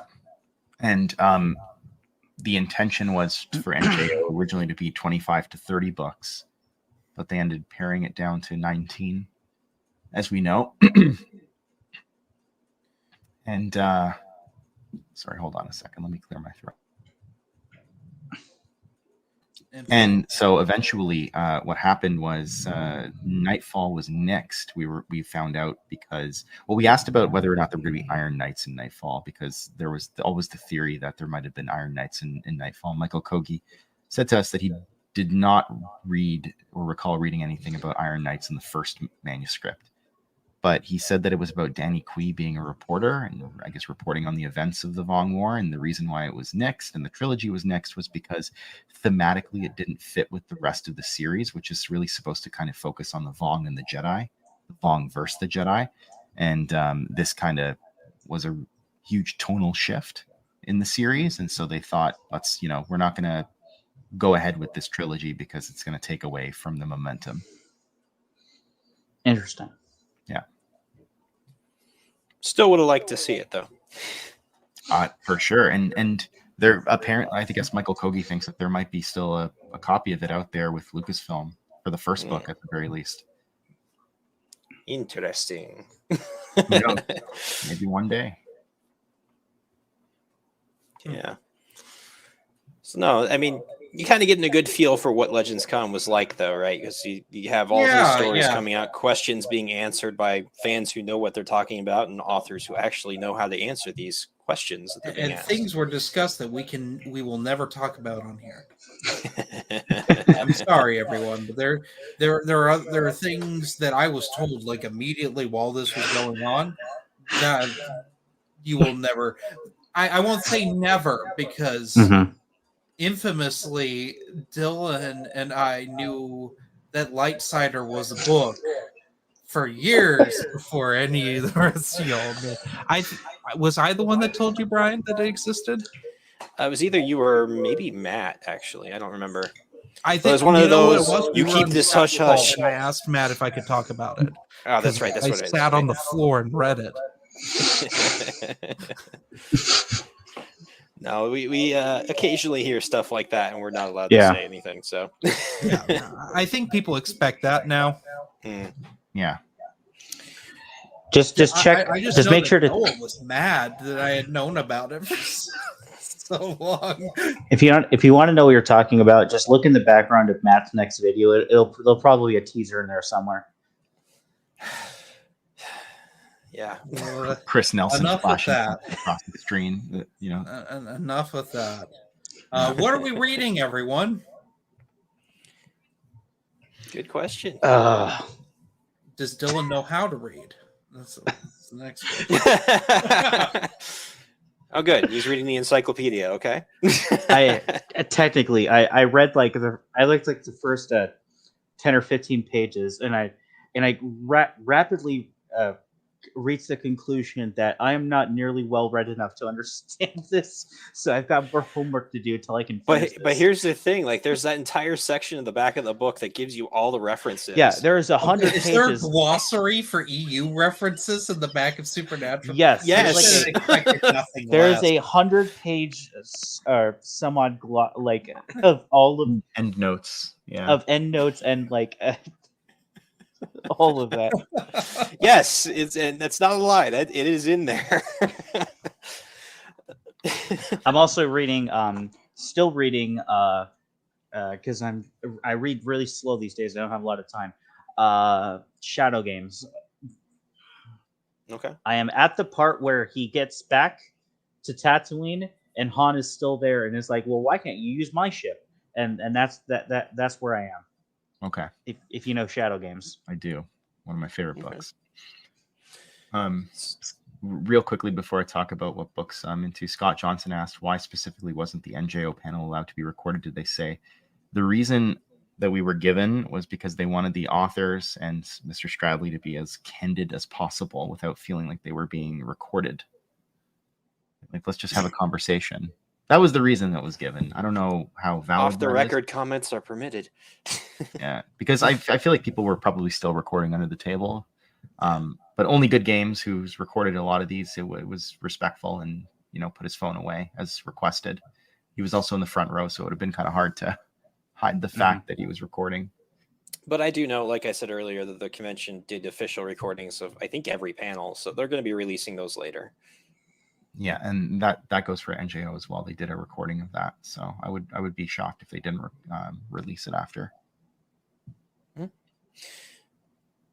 What are you reading, So- Brian? I am currently in between books. I've been doing a lot of those light novels, just digital things, quick things I can read in the few hours I have, here or there. But I think my next read is probably going to be my annual reread of iJedi. Maybe do Jedi Academy trilogy first, though, because it's been a while since I've read that one. That would be interesting to get all of iJedi and then Jedi Academy and then iJedi. Just Yeah, that's what I was thinking. Because it's been a while since I've read both of them, and reading them in close proximity to each other would be entertaining in a way. And then play Jedi Outcast. And then play Yeah. Jedi Outcast. Why not? Jedi No. Outcast and Jedi Academy. I just played through Jedi Academy about a month ago. Jedi Outcast. Yeah, I mean, those are great games. Great games. Sorry.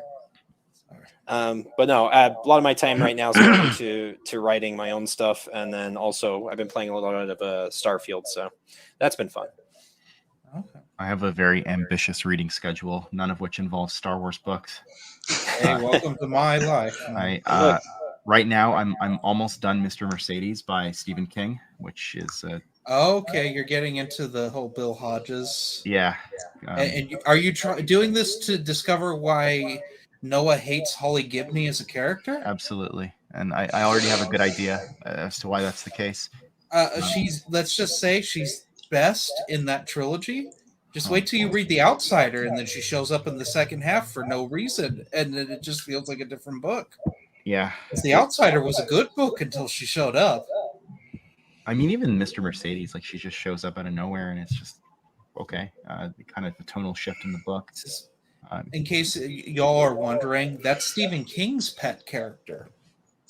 That's his like Every Ahsoka good Tano. author's got to have a pet character. That's his Ahsoka. That's right. Or Or you're doing it wrong, right? Troy Denning, that would be Saba 17. Ugh, yeah, You do no wrong.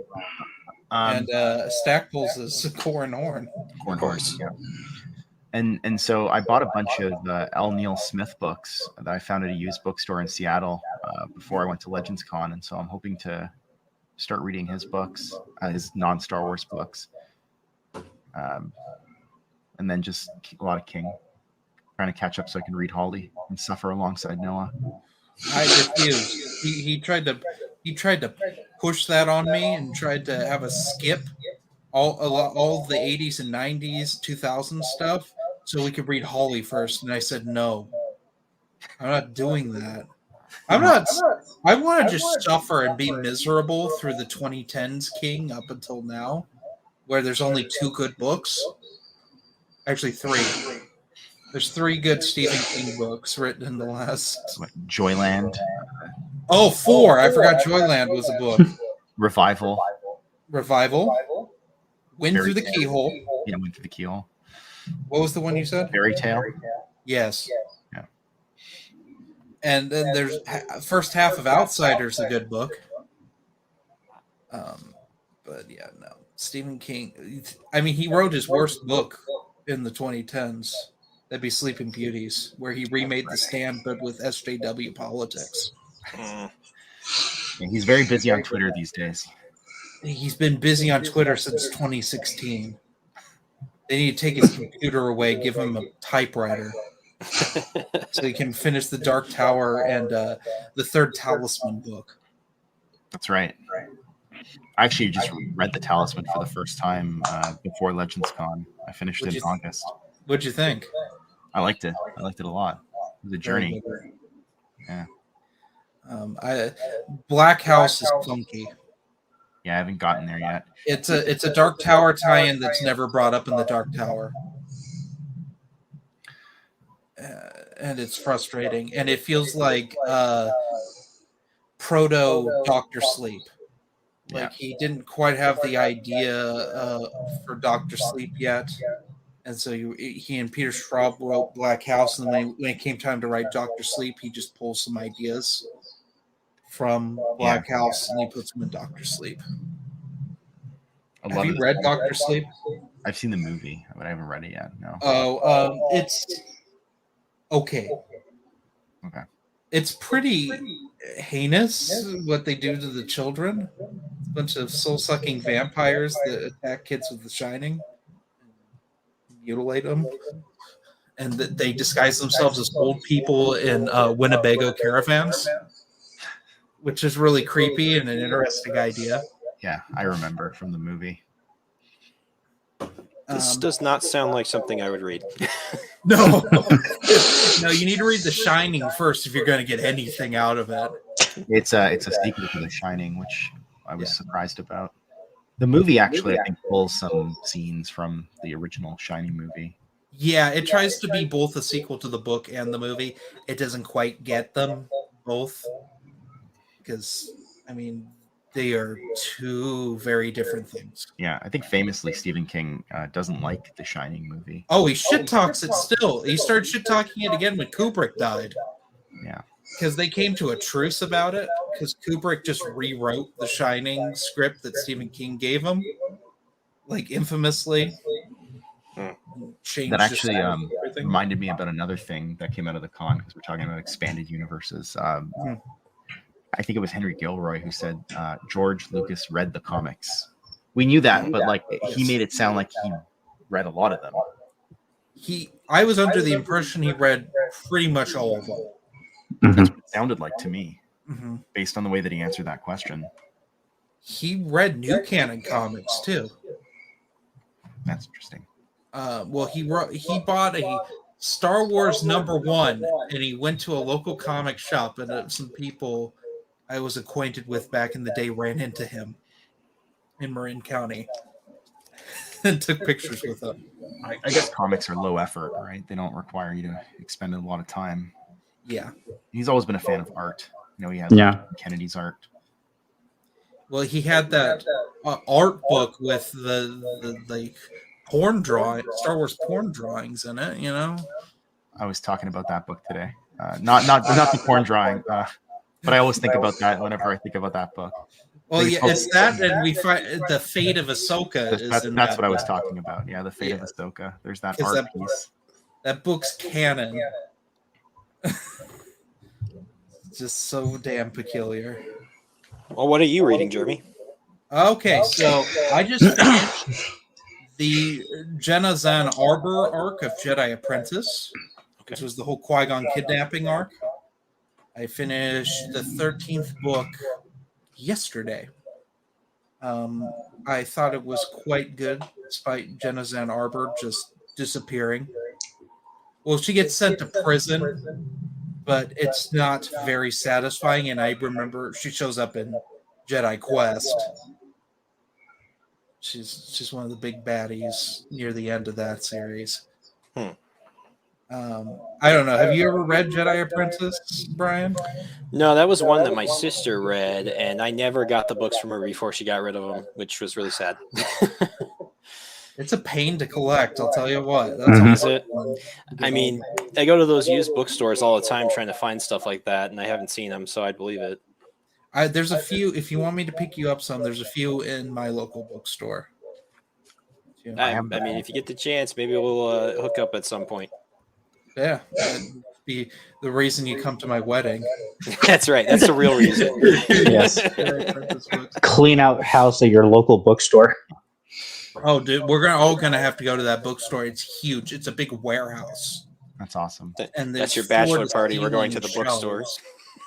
Well, we took my engagement photos. One of our sets of engagement photos was in that bookstore. Like, it's crazy. It looks like an old library. It's a great place. But yeah, I Sounds finished like it. Jedi Apprentice book 13. I'm halfway through Indiana Jones and the Unicorn's Legacy, which is the second to last officially released Rob McGregor book. He also wrote a novelization, The Staff of Kings, which you can listen to on his podcast. He read the whole thing on there during COVID. Huh. Lucasfilm did him dirty, and they never released his novel because they decided we're going to make The Force Unleashed instead of Staff of Kings on the main consoles. What else am I? Oh, I started reading some Highlander comics. The Coldest War, which is a weird Cold War Highlander drama where they're like trying to clone the Kurgan from the first movie. Like and it's weird to see any of you seen Highlander? The first one? Yes. Yeah, the first movie. Yeah.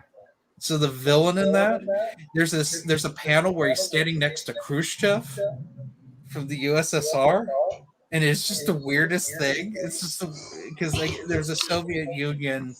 The plot is the Soviets want to make super soldiers, and they use the Kurgan's DNA to make soldiers that are immune to pain. How does that work? Because the Highlanders lose their power when they die. So where do they?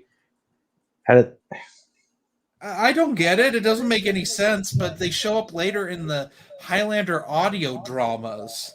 The Cult of Kurgan shows up again. Whenever I hear about this tie-in material, like for Highlander or whatever, my first question is always like, and it doesn't matter. It doesn't mean that I'm not going to read it, but it's like, is it canon to that story? Yes.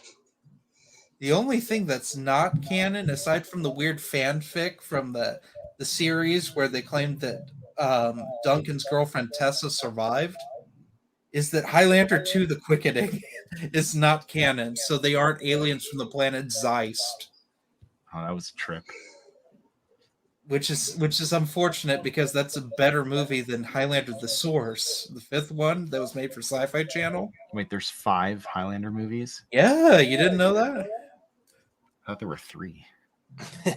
No, so the fourth one is a tie-in between the TV show and the movies, where Connor's killed near the end, so that Duncan can be the Highlander.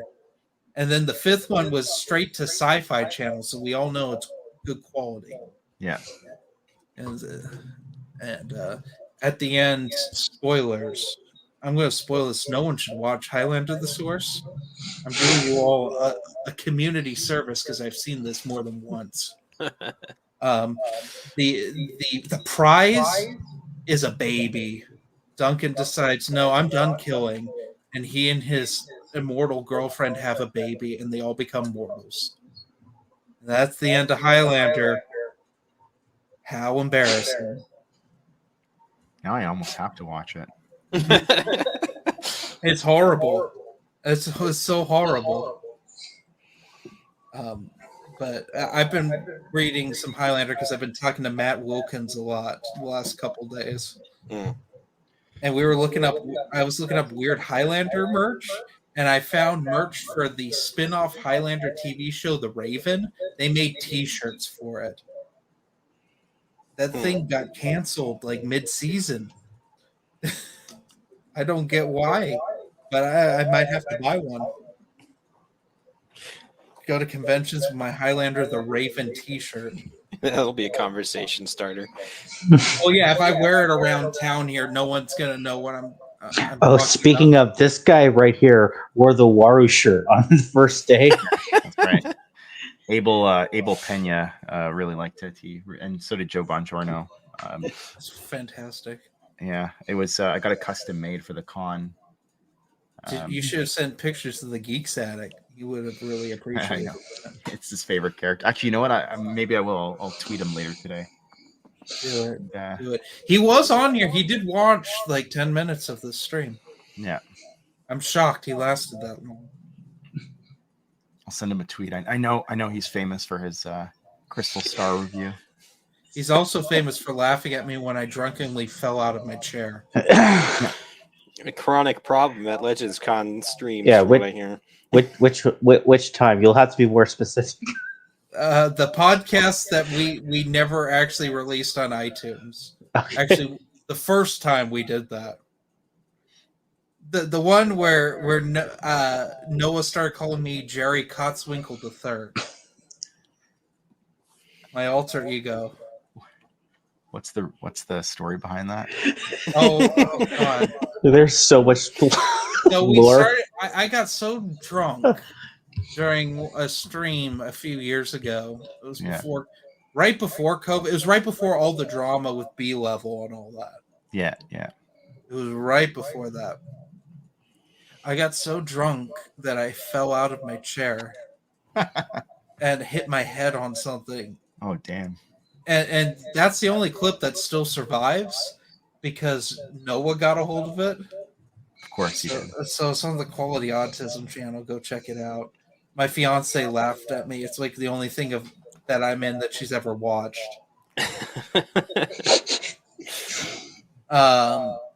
But anyways, so I started doing a Q&A because I just wanted to stream while drunk. And then I don't remember why I said it, but I was my father wanted to name me Jerry the Third, and then Noah changed it to Jerry Kotzwinkle the Third, and that was like my alter ego, which became my porn name. And the only person that buys my Jerry Kotzwinkle porn is Matthew. He's the only subscriber. There's a lot of lore for the Legends podcast. That was a big dump of nonsense. This requires its own wiki page. Yes. Remember you know- when they used to be numbered? They are numbered. I just don't number the live streams. They get numbered when they go onto Spreaker and get distributed as podcasts. Oh, okay. They also get titled because I once titled something. I can't remember. I gave it a boring title, and then I made a joke because I was watching Twin Peaks, Fire Walk with Me. I just watched that, and I said Waru Flow Walk with Me. Waru Flow So Walk. that became the new title. And so after that, I just never named them again.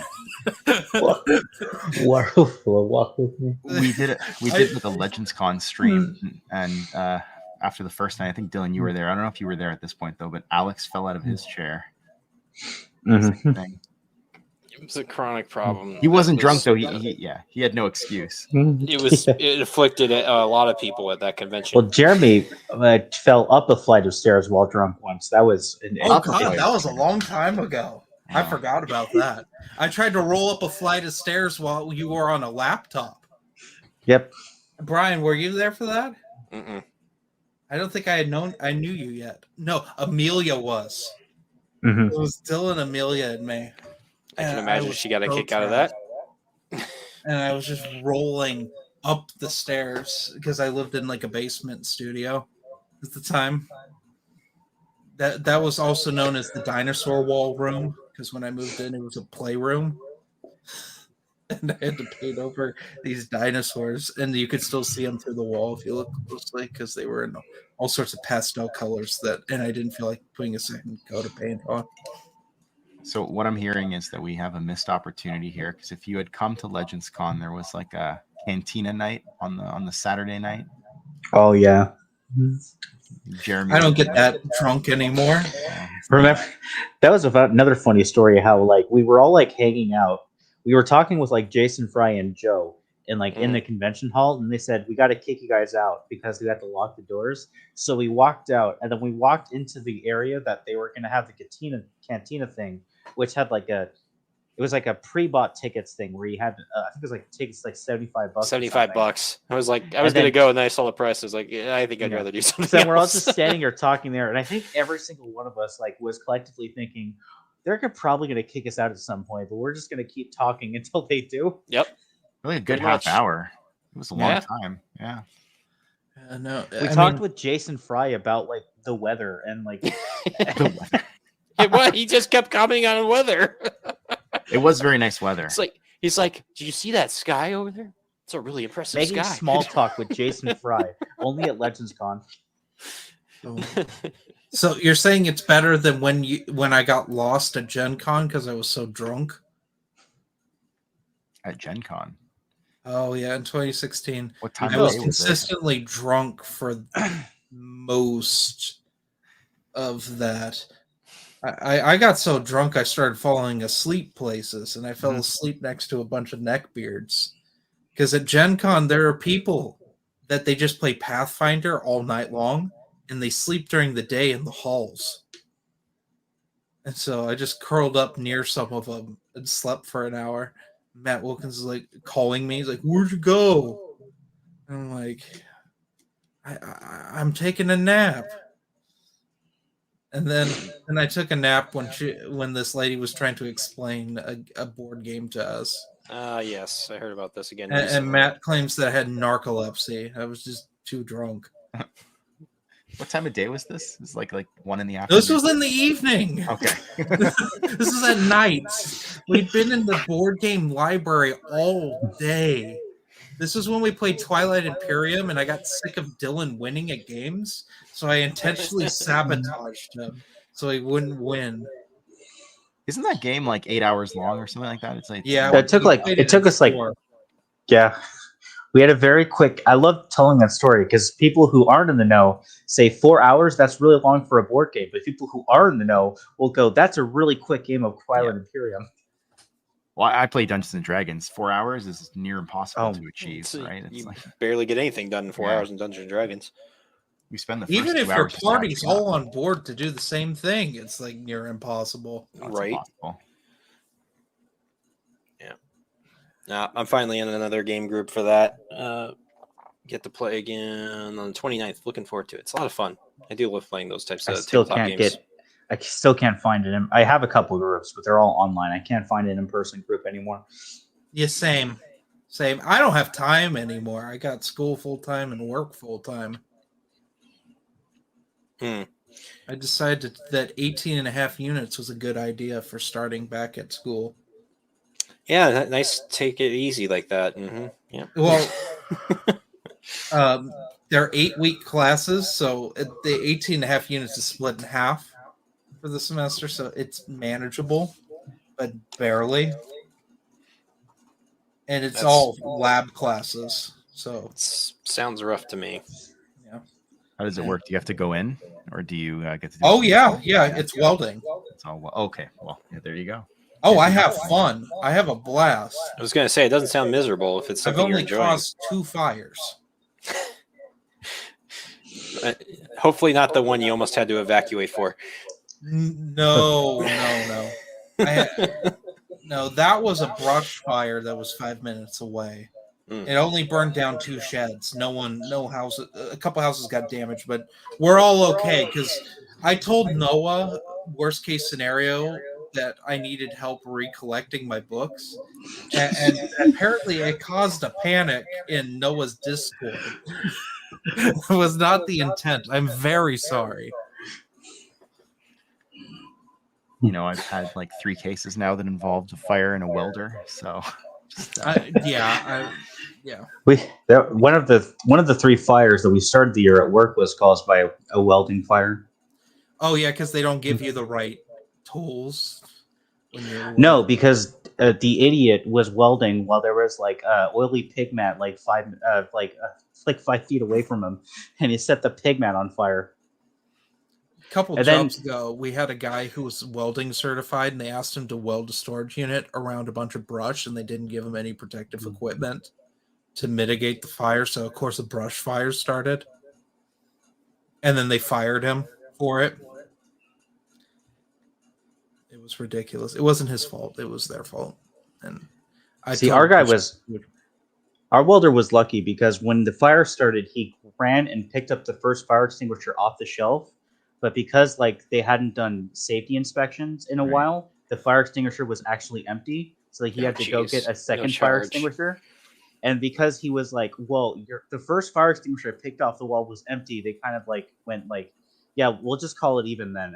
And he didn't get any like write-ups or anything for that. Oof. That gives me chills as a commercial property manager. You always have Yeah. that stuff inspected because it's your butt on the line if it doesn't work. Gives me chills as someone who defends commercial property I management. don't doubt it. Okay, I just wanted to highlight this one. Imagine calling someone's college a major a joke. My sister would agree with you, but I wouldn't agree with my sister's choice in major. Do we want Some- to know? Sometimes I'll tell you what, it's not about your major. If you're in college, you get the opportunity to go to college. Take some well-rounded classes. So, like, maybe your major's your dream, but your dream doesn't work out. I You learned still have this the something to hard fall way. back on. Take some classes so you have some skills to fall back on. That's how that's what I have to say about that. Otherwise, you end up. I turned 29 Sunday, and I'm in college again. It's not enjoyable. I mean, it's enjoyable, but I'm like the elderly person there now. How do you do, fellow kids? Well, Yes. I have a guy in my hydraulics class who's old enough to be my father, and he and I, of course, are in the lab group, along with the guy who's ex-Navy, who's he's a few years younger than me. Like the older guys, we just all end up together. Mm. It's funny. I was talking to Brian and Dylan about this. I think at the con on the second day, we were talking about the difference between college and university. But like getting like a trade is so much Mhm. more useful these days than going to college for something like a BA where you Mhm. Yeah. graduate at the end of it and you can't find a job. Right. Right. You're a Another- political science major or something like that. Another thing is when you get into like especially state-run colleges, there's a whole bureaucracy around it, and it's a shit show. Yeah. I went to a school where they spent $15,000 of tuition money on a bronze statue of the school mascot. Yep. Oh damn. $15,000 after the students asked for new computers. That's like a misappropriation of funds. Yep, Mhm. yep. But since they're state-run, they're allowed to do that. They put up. I remember this was. I found out about this after, but 2 or 3 years before I actually got there, they apparently put up guardrails on the top floor of the computers of the math building because too many students were jumping off of it. That was interesting to learn about later. Yeah, community college. If you're in America, go to community college. That's where I started. Even like speaking This as someone with an engineering degree, even that's difficult to find work for. Like surprisingly, I think I sent out to get the current job. I sent out like over 100 applications, and I got like 2 or 3 responses Dylan, back. I sent you a job Yeah, you sent me one opportunity after where I live, so you could be close to me. right. And you said and no. it's 8 hours away. You can live in my yard. Yeah, Live in Look at my. this, I got a nice big yard you can live in with the Yeah. outside cats. Northern California and yeah, Louisiana Marcel. are wide I know open this. to you. I know this great firm. It's out in Nova Scotia. You want to move? That's You know the what, equivalent of actually- what he did. Yeah, well, I've heard stuff like that before, and I'm like, not on your life, please. That's like close to the Atlantic Ocean. I just like walk out into sea and never come back. Sounds about right. I tell you what, I don't want to live anywhere hot ever again. I mean, it's been an average of like 110 degrees for like 2 months here. Well, yeah, you live. Brian lives where humans aren't supposed to live. People aren't supposed to live in Arizona. I'm sitting here like, It's too damn hot. this is sounding familiar somehow. But, like, As I wanna wake up move every to day, Maine. thankful my HVAC unit's still alive. Right. We talked about that too, HVAC technicians and how essential they are. Oh yeah, no. Hey, look, coming from a commercial property manager, if you are going to a trade school, I love you because we need so many more of you. Here we have like 3 months of like really, really good weather, probably like, in the 80s to 100s. And then like the rest of it is just rain and garbage. And then like 3 months of perpetual snow. Rain is not garbage. That's a luxury. Yeah, here it is. I'll tell you what, I'm of it's two snowed minds when here. it comes to rain. Yeah. Two minds. Rain is awesome when it comes in, short spurts and has time in between it. But I could never Mhm. live somewhere where it is constantly raining. I would be so depressed all the time. Yeah. I think Florida is the best for rain because every day at 4 p.m. sharp it'll rain in Florida, and then at 4:15 it stops raining. That is Unless like I'm there. That's the perfect amount of rain. That is like, you top off the aquifers, and then but it goes away, and then you can go back to your normal day. I was coming to Legends Con I was coming to Burbank from Seattle, and I left Seattle because it was a chilly morning. I was wearing jeans and a long sleeve shirt and like a hoodie. And I just step out of the airport, Burbank, and I have like a bag strapped to like a backpack strapped to my front, like a giant backpack strapped to my back with all my books in it. And it was just like stepping into a cauldron, like an oven. I was so hot, and I was like, It was just the two different. Like, what time did you get there during that day? I was like 3:30 in the afternoon. Yep. And I walked up to the traffic guy at the airport. He was like directing traffic and stuff. And I said, can I walk? He's like, where's the Marriott? He's like, we gonna walk there? I It was don't like an know if we 8-minute told. walk.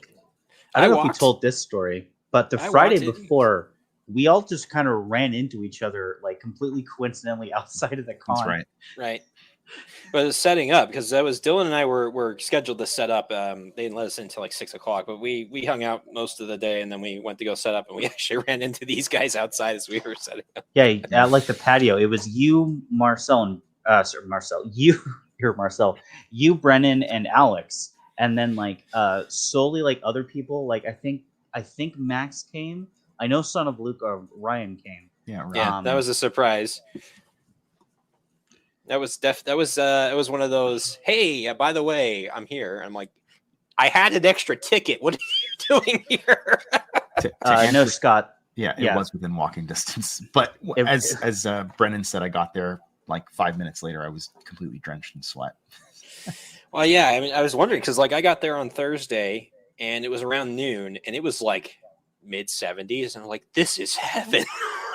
We've also had a weird summer in Southern California where Jeremy, I don't know if it was like this for you, but down here it didn't start getting like normal summer weather until July 1st. Like we Yeah, had it a- was raining and stuff here. Well, it snowed here. It snowed here in the spring, and it never snows where I live. We moved here. It was 112 degrees, and then we got snowed in April. Wasn't it April? I think I called you. Yeah, it was, during that sounds right when we got the rainstorms. We're still Yeah, in a it drought. was- We've had it record snowed. rainwater these last 2 years, yet we're still in a drought. Mhm. Well, I mean, where I live, we're not in a drought anymore. But once the rest of the state decides to steal our water, we will be. Yeah, when I made the comment about the rain, I forgot about California's drought issues. Oh my god! The fact that it's a tinderbox Yeah. 10 months of the year. Mm-hmm. Good times. The West Coast generally, there was like forest fires, and I remember we went to BC like a few years ago before the pandemic, and there was just a perpetual Mhm. haze in the sky. And then I Yeah. think earlier this year we missed it, but earlier this year there was the same thing. Oh yeah. I drove up to Montana a month ago, and it was fires. Oregon was on fire. Idaho was on fire. Yeah. West Montana was on fire.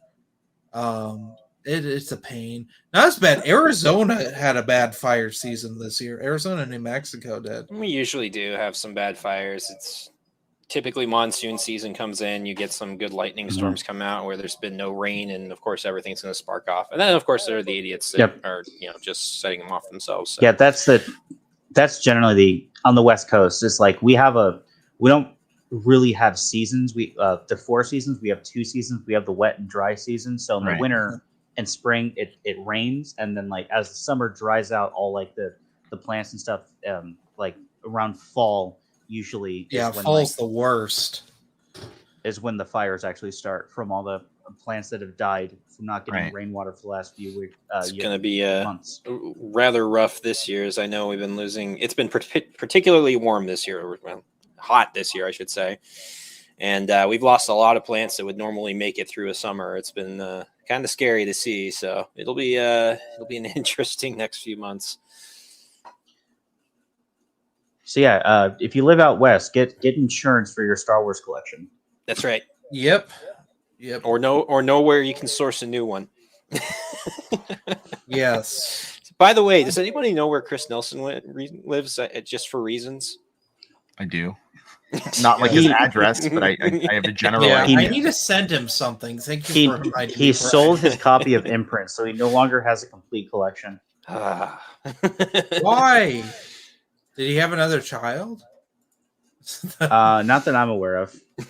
It's one of the few things I don't have.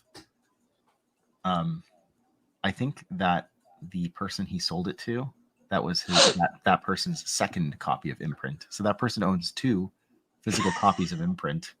This is like Brian, you have 2 copies of Queen's what was that? I have 1 copy of Queen's Gambit. 1. And it will forever be behind layers of security because of one Matt Wilkins. I haven't touched that game in years because of that guy. That's a fun. It is a fun game. I just really haven't had anybody over to play that game in a long time, but it's a fun game. If you ever come across a copy of Queen's Gambit for a decent price, meaning like under $100, you'll never find it under $100. I know you'll never, but if you do, buy it. I was gonna say under 300. Probably more accurate these days. Yeah, I haven't looked in a while.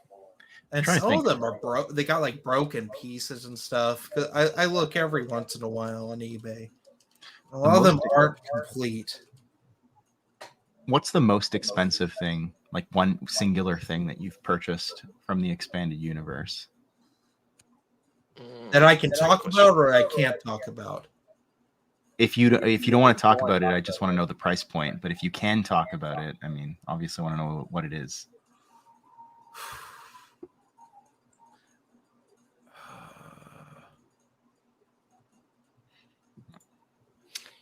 I can't think of what it would be for me. I have spent a lot of money on like miniatures and whatnot, so like lots of little things, but not any one big thing. Might even be Joe's book, to be honest. Maybe. That's fair. My Century Star Wars books, which would be the Gambit duology. I'm sorry, Stealth and Gambit. Got to say the correct name. No Prisoners and Wild Space. I bought them all from the same person, and because I was spending so much money, he gave me a discount on New Jedi Order as a whole. Yeah. All of Jedi Apprentice, all of Jedi Quest, all of Last of the Jedi, Coruscant Nights, Last Jedi, Yoda Dark Rendezvous, Jedi Trial, and Cestus Deception, and I paid $1,500. Wow, that's a haul. That is a haul. Yeah. I'm sorry. I was both wowing at what you were saying and what the prices for Queen's Gambit are right now. That was a big purchase, but that was a lot of things. But for an individual thing, the closest I could get to would be the original Marvel Years omnibuses, the variant covers. I spent $500 to get the 3 of those. Okay. Indiana Jones, I can tell you. buying the Further Adventures of Indiana Jones, which are the Marvel comics. They were only collected once in the little Dark Horse omnibuses. Those I white spent ones, right? $136 on those. 136. Those are the white omnibuses that you're talking about. Yes. Yeah. You know what's crazy is that I used to see those all the time in bookstores and comic stores back in like the early 2008, Mhm. 2009. Mhm. And I don't know, for whatever reason. They didn't sell well. Yeah. It's a shame. All the Indiana Jones stuff is a bitch to get now. It's the yak face problem. The most expensive Return of the Jedi figure, not because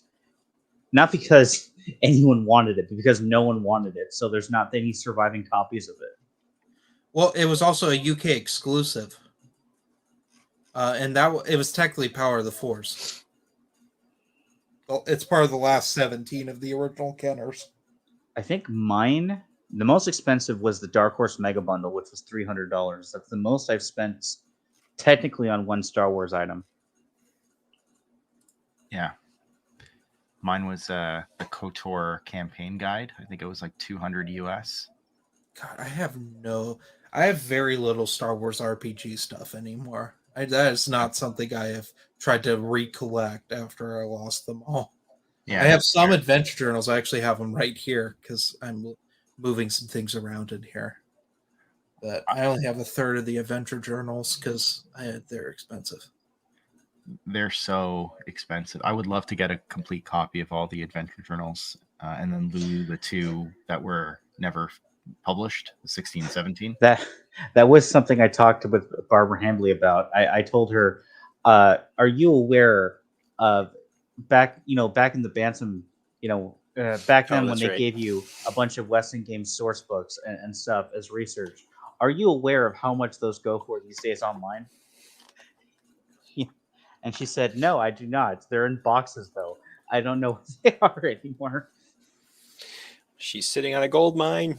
That's crazy. They're They probably all in are. pristine condition too, I imagine. Like she hasn't touched them in like 20 years more. Probably. You should just send them to me.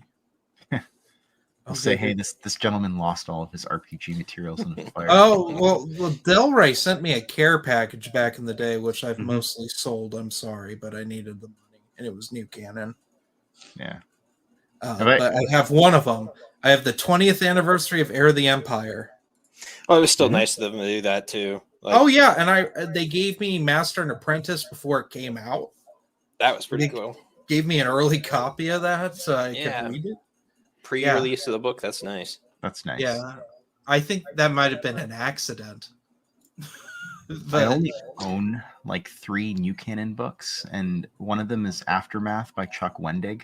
I got it when it came out of morbid curiosity, and I've tried for years to sell it, and I refuse to just give it away because I need to get some money out of this book, and no one will purchase it from me. I sold the whole Aftermath trilogy for $200. Really? How? Who? It was right after Rise of Skywalker. I sold all of my new. You remember when I sold all my New Canon? Yeah. I made a shitload of money off of that. Who bought Aftermath? Who bought the Aftermath trilogy? I Who don't was know. it? There was one guy bought a bunch of the stuff. He also bought all my Zahn New Canon books too. And Even those are getting reprinted now. well, they were I remember- hardcovers.